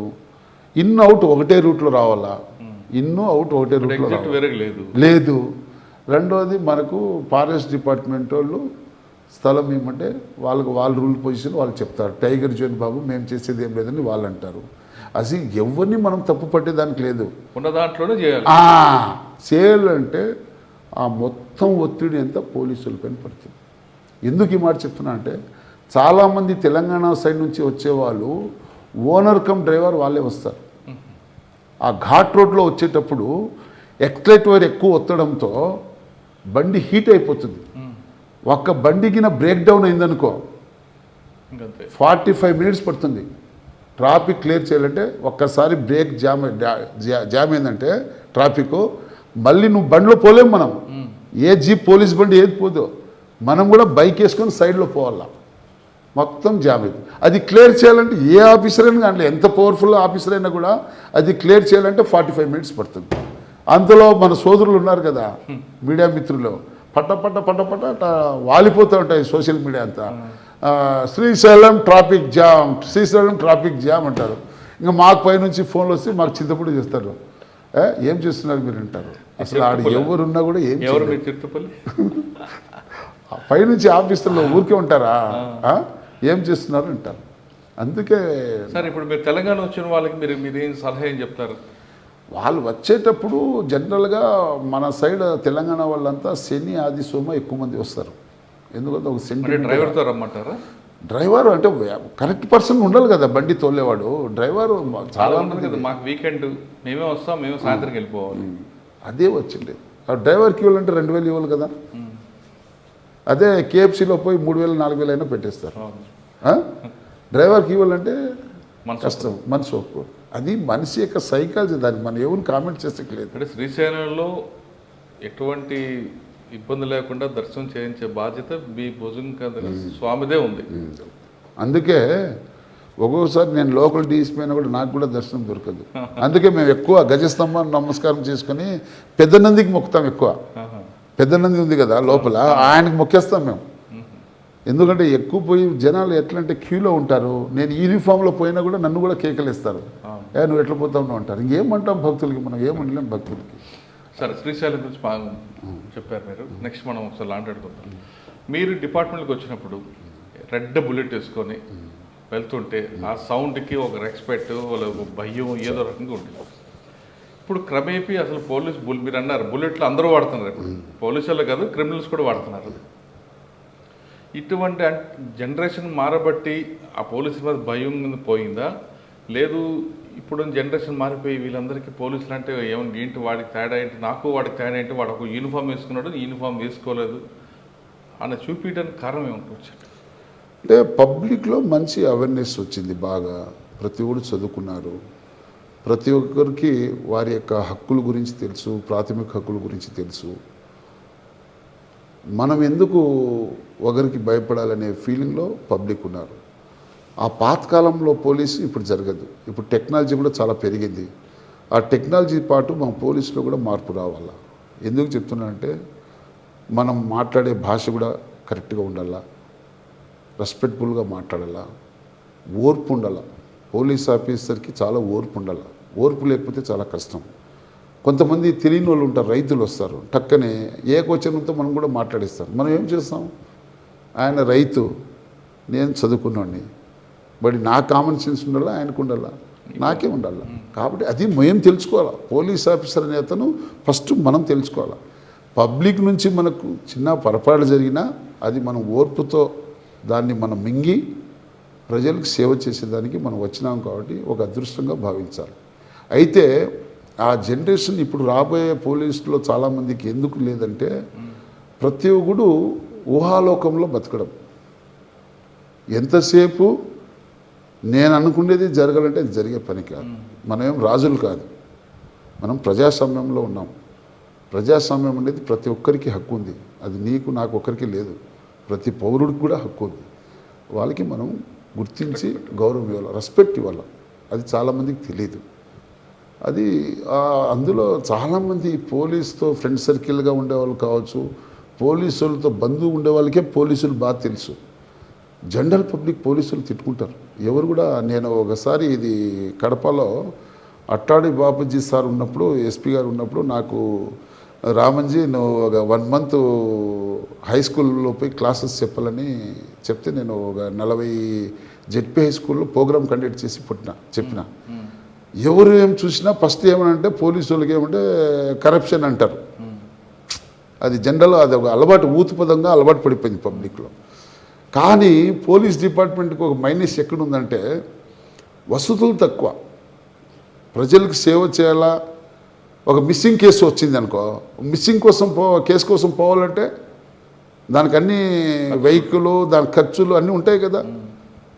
దానికి ఎవరు సపోర్ట్ చేయరు, ఎవరు సభలా ప్రజలేం పోయాల. ఆ ఒత్తిడి పోలీస్ డిపార్ట్మెంట్ వల్ల ప్రజలకి ఇబ్బందిగా ఉంది. దానివల్ల మిస్సింగ్ కేసులో గవర్నమెంట్ సపోర్ట్ చేస్తుంది కదా, మీ రేడియో మెసేజ్ అని లేదా అవన్నీ మనం ఒక ఆఫీసర్గా నేను కామెంట్ చేయకూడదు. ఎందుకంటే ఎవరి బాధలు వాళ్ళకు ఉన్నాయి డిపార్ట్మెంట్లో. మందంతా చిన్న ప్రాణం మంది, పెద్దల గురించి మనకు అవసరం లేదు. ఎందుకంటున్నా అంటే ఆ టెక్నికల్ ప్రాబ్లం ఉంది మెజార్టీగా. అందుకే పోలీస్ డిపార్ట్మెంట్కి పబ్లిక్లో మైనస్ అంటే అదే కారణం. ఓకే, ఫైనల్గా చెప్పండి, పోలీస్ డిపార్ట్మెంట్ రావాలనుకున్న వాళ్ళకి మీరు ఇచ్చే మెసేజ్ అంటే సాధారణంగా పోలీస్ డిపార్ట్మెంట్కి వెళ్తే డబ్బులు వస్తాయి, ఆ పవర్ని ఎంజాయ్ చేయొచ్చు అని కొంతమంది భావిస్తారు. కొంతమంది నిజంగానే సిన్సియర్గా పబ్లిక్ సర్వీస్ చేద్దామని వస్తుంటారు. కానీ సర్వీస్ చేద్దామని వచ్చిన వాళ్ళకి వాళ్ళ ఫ్రెండ్స్ అందరూ కూడా యూఎస్లో సెటిల్ అయిపోయి డబ్బులు లక్షలు సంపాదిస్తారు. ఇక్కడికి మాత్రం ఈయనకి ₹1,00,000 రావడానికి చాలా కష్టపడుతుంటాడు. ఆయనలో ఒక నెగిటివ్ మైండ్ సెట్ వస్తుంది, పోలీస్ డిపార్ట్మెంట్ ఎందుకు వచ్చాను రా. ఈ మైండ్ సెట్తో వచ్చిన వాళ్ళకి మీరు ఏం చెప్తారు? పోలీస్ డిపార్ట్మెంట్లో మెయిన్ ప్రాబ్లం ఎక్కడంటే పని ఒత్తిడి ఎక్కువ ఉండడం. అవునండి, 24/7 ముందు తెలుసుకొని రావాలి కదా. అది తెలుసుకొని రావాలంటే వాడు అదే ఇష్టపడి రావాలా. ప్రజలకు సేవ చేయాల, నేను నా సర్వీస్ అంటే నా మొత్తం నా లైఫ్ ప్రజలకు సేవ చేయాలనే ఒక మోటివేట్తో రావాలా. మనిషికి పేషెన్స్ కూడా చాలా అవసరం, ఓర్పు లేకపోతే కష్టం. ఇప్పుడు మనం జర్నీ చేస్తూ ఉంటాం, మన జర్నీలో ఎన్నో కష్టాలు రావచ్చు, ఎన్నో ఇబ్బందులు రావచ్చు, ఎన్నో సమస్యలు రావచ్చు, మంచి కూడా జరగచ్చు. అది మన చేతుల్లో లేదు. మంచిది వచ్చినప్పుడు ఏ విధంగా ఆనందపడతామో చెడు జరిగినప్పుడు కూడా దాన్ని ధైర్యంగా ఎదుర్కోవాలి. అప్పుడే మనం సక్సెస్ అవుతాం. అట్లా లేని వాళ్ళు చాలామంది అనారోగ్యంతో బాధపడి మా పోలీసులు చాలామంది టెన్షన్తో సరే డిపార్ట్మెంట్ రావాలనుకుని ఏం చెప్తుంటారు మీరు? రమ్మంటారా లేదా ఈ 24/7 పోలీస్ డిపార్ట్మెంటు నేను నా 31 సంవత్సరంలో ఒక చిన్న ఎగ్జాంపుల్ చెప్తా. నేను దూర్ ఎస్ఐగా ఉన్నా 99లో. ఒక జిల్లా జడ్జి గారు నా బార్డర్ అంటే పక్కనే రాజపాలెం మండలం ఉంది, దూర్ మండలంకు బార్డర్లో అతనికి ఒక 40 ఎకరాల పొలం ఉంది. ఆయన పొలం పక్కనే 6 ఎకరాల పొలం ఒక ముస్లిమ్స్ అతనికి ఉంది. ఈ 6 ఎకరాల్లోనే బోర్ వేస్తే బోర్ నీళ్ళు 3.5 ఇంచు నీళ్ళు వచ్చింది, బోర్ పడింది. ఇతను 40 ఎకరాల పొలంలో ఎన్ని 5-6 బోర్లు వేసినా ఎక్కడ కూడా నీళ్లు పడలేదు ఆయనకి. నీళ్ళు పడకపోతే అతను జడ్జిగా సివిల్ కేసు చేసుకుంటే అది 5 ఏళ్ళు కావచ్చు 6 ఏళ్ళు కావచ్చు. కానీ ఆయన నన్ను ఫోన్ చేసినాడు, అప్పుడు సెల్ ఫోన్ లేవు, ల్యాండ్ ఫోన్. బాబు నేను జడ్జి మాట్లాడుతున్నాను, నాకు చిన్న ఇష్యూ ఉంది, దాన్ని సాల్వ్ చేయాలంటే అయితే మీరు రాండి సార్ అన్నాను. నేను జిల్లా జడ్జి అన్నాడు. సార్ ఎవరైనా బాధితుడే, మీరు వస్తే నేను ఆయన పిలిపిస్తా, నేనైతే మీ దగ్గర రాలేను కదా అని చెప్పిన. ఆయన కొంత ఇన్సల్ట్గా ఫీల్ అయినాడు. తర్వాత అర్థం చేసుకున్నాడు. చేసుకున్న తర్వాత వచ్చినాడు. వస్తే నేను కూడా మంచిగా రిసీవ్ చేసుకొని ఛాయ్ తెప్పించిన, ఛాయ్ది ఆ రైతుని పిలిపించిన. అతను మొండోడు, వినలేదు. 2 టైమ్స్ పిలిపించిన, వినలేదు. 3వసారి ఆయన కూడా మంచిగా చెప్పి, ఒరే తమ్ముడు ఎందుకు కోప్పడతావు, ఆయన ఏమంటాడు, నీళ్ళు అడుగుతున్నాడు, ఏదో చెట్లు వేసుకోవాలా, నీళ్ళు చెట్లు, నీకు దాని రెంట్ కట్టిస్తాను నేను, నువ్వు ఎందుకు ఫీల్ అవుతావు, నువ్వు మంచిగా ఉన్నావు అనుకో, నువ్వు హ్యాపీ ఆయన హ్యాపీ. అదే మీ మధ్యలో శత్రుత్వం పెంచుకున్నావు అనుకో, అది ఏమైనా జరగవచ్చు, అది భవిష్యత్తులో ఏమైనా జరగవచ్చు, దానికి మనం ఆన్సర్ చేయలేం అని చెప్తే అప్పుడు ఆయన విన్నాడు. అట్లా ఆయనకి నెలకు ఇంత డబ్బు కట్టేటట్లు జడ్జి గారు అట్లా నీళ్ళు ఇప్పించిన. అప్పుడు ఆయన సెకండ్ టైం వచ్చినాడు జడ్జి. వచ్చి నాకు థ్యాంక్స్ చెప్పి ఇప్పుడు ఫ్రూట్స్ ఏవో తెచ్చి ఇచ్చి, అంటే నేను ఎందుకు ఈ మాట చెప్తున్నానంటే ఒక పోలీస్ ఆఫీసర్కి ఉంటాయి. మనం ఎన్ని చట్టాలు ఎన్ని రకాలు మాట్లాడుకున్నా కొన్ని సింపుల్ టైంలో, తక్కువ టైంలో ఒక బాధితునికి న్యాయం చేసేదానికి అవకాశం ఒక పోలీస్ డిపార్ట్మెంట్కి. అదే యూనిఫామ్ పవర్, అది పవర్ అనొద్దు నువ్వు, అది నమ్మకం. ఎందుకు చెప్తున్నానంటే చాలామంది భక్తులు పబ్లిక్ వస్తూ ఉంటారు, పాపం పేదవాళ్ళు. ఒక పెద్ద సీనియర్ సిటిజన్ ఆయన ఉంటుంది, ఒక 10,000 రూపాయలు అప్పు ఇచ్చింటుంది, ఏదో వడ్డీకి ఆశపడి వాడు ఈ కూడా ఎగరగొట్టేస్తూ ఉంటాడు. ఆయన కోర్టు చుట్టూ తిరిగితే రాదు, ఆయనకి ఏ వసతులు ఉండదు, ఈవెన్ లాయర్ ఫీజు కట్టేకి కూడా అవకాశం ఉండదు. అదే ఒక లోకల్ ఆఫీసర్గా అనుకుంటే వాడిని గట్టిగా వార్నింగ్ చేస్తే డబ్బు కట్టివచ్చు, వాళ్ళే మాకు బ్లెస్సింగ్స్ ఇస్తారు. సివిల్ మ్యాటర్లో జోక్యం చేసుకోదంటారు కదా. చట్టం దండికి చెప్తుంది, కొన్ని మానవత్వంగా కొన్ని చేయాల్సిన, పల్లెల్లో ల్యాండ్ ఆర్డర్ ప్రాబ్లం రాకుండా చేయాలంటే కొన్ని మానవత్వంగా చేయాల్సిండేది, తప్పదు. అది మనం అనుకుంటాం కానీ చేయకపోతే కష్టం. కానీ రమ్మంటారు యూత్కి డిపార్ట్మెంట్ రావాలా. పోలీస్ ఒక రక్షణ కవచం. ఎందుకు ఈ మాట చెప్తున్నా అంటే సొసైటీకి రక్షకుడు ఎవరు? పోలీసే. నీకు ప్రశాంతమైన వాతావరణం ఉంటే ఏ ఊరు కానీ ఏ గ్రామం కానీ ఏ దేశమైనా సక్సెస్ఫుల్ అవుతుంది. అది లేనప్పుడు ఏమవుతుంది? విభత్సానికి దారితీస్తుంది. అందుకే పోలీస్ వ్యవస్థ మంచి చదువుకున్న యూత్లు వస్తే వాళ్ళకున్న టెక్నాలజీలతో, ఇప్పుడుండే టెక్నాలజీ అఫెన్స్ ఎక్కువ ఉన్నాయి, ఇప్పుడు సైబర్ క్రైమ్స్ ఇవన్నీ ఎక్కువ ఉన్నాయి, వాటిని అరికట్టాలంటే పోలీసులో కూడా మంచి టెక్నికల్గా బాగా నైపుణ్యం కలిగిన వాళ్ళు రావాలా, వస్తేనే మనం సక్సెస్ అవుతాం. అందులో చాలామంది ఏజ్ పర్సన్స్ ఉన్నారు, ఆరోగ్యంగా బాగా హెడ్ కానిస్టేబుల్ ఏఎస్ఐలు, వాళ్ళకి ఇబ్బందిగా ఉంటుంది. అది మనం కాబట్టి యూత్ రావాలి. పోలీస్ డిపార్ట్మెంట్లోకి ఖచ్చితంగా యూత్ రావాలంటున్నారు, కానీ చదువుకునే వాళ్ళు రండి, ఈ డిపార్ట్మెంట్ ప్రజలకు సేవ చేయాలంటే ది బెస్ట్ ప్లాట్ఫామ్ అంటున్నారు. కానీ ఈ పోలీసు యూనిఫామ్ వేసుకోవాలంటే దానికి ఒక అదృష్టం ఉండాలంటున్నారు రామ్మోహన్ గారు. అదృష్టం ఉందంటే ప్రజలకు సేవ చేయాలని ఈ డిపార్ట్మెంట్ ఎన్నో రకాలుగా సేవ చేయు, కేవలం లా అండ్ ఆర్డర్ కాదు, అనేక రకాలుగా సామాజిక సేవలు చేయాలంటే పోలీసే కావాలి. కాబట్టి కానీ వచ్చిన వాళ్ళు డబ్బుల కోసం రావద్దు, ప్రజా సేవతో రండి, ఖచ్చితంగా ఆ ప్రజలే మీకు గుర్తుపెట్టుకుంటారు, అదే మీకు ఆశీస్సులు అన్నది రామ్మోహన్ గారు చెప్తున్నారు. ఇక్కడ మరో విషయం ఏంటంటే పోలీసు యూనిఫామ్ వేసుకొని సర్వీస్ చేస్తే అది అందులో కరెక్ట్గా పనిచేస్తే వచ్చే గొప్పతనం మీ ఒక్కరికి కాదు, మీ కుటుంబాలకు, మిమ్మల్ని కనిపించిన వాళ్ళకే కాకుండా మీ రక్త సంబంధులకు, మిమ్మల్ని ఎక్కడైతే జన్మించదో ఆ జన్మభూమికి కూడా మంచి పేరు తెచ్చిన వారిది పోలీస్ డిపార్ట్మెంట్ అంటున్నారు రామాంజీ గారు. ఇది ఈ వారం రామాంజీ నాయక్ గారితో ఎక్స్క్లూజివ్ ఇంటర్వ్యూ. వచ్చే వారం మరొకటితో మళ్ళీ కలుద్దాం. అందరికి నమస్తే. థ్యాంక్ యూ అండి. Thank you sir.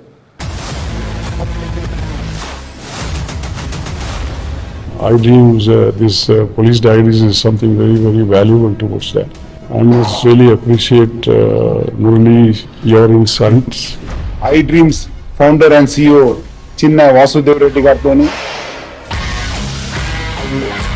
Muralidhar crime stories చాలా ఫేమస్ అయిపోయినాయి. And we did this with Gautam Savan Garu and Satyanas. Good. Well done. I congratulate him for doing so well. And I congratulate him, his boss also. So well.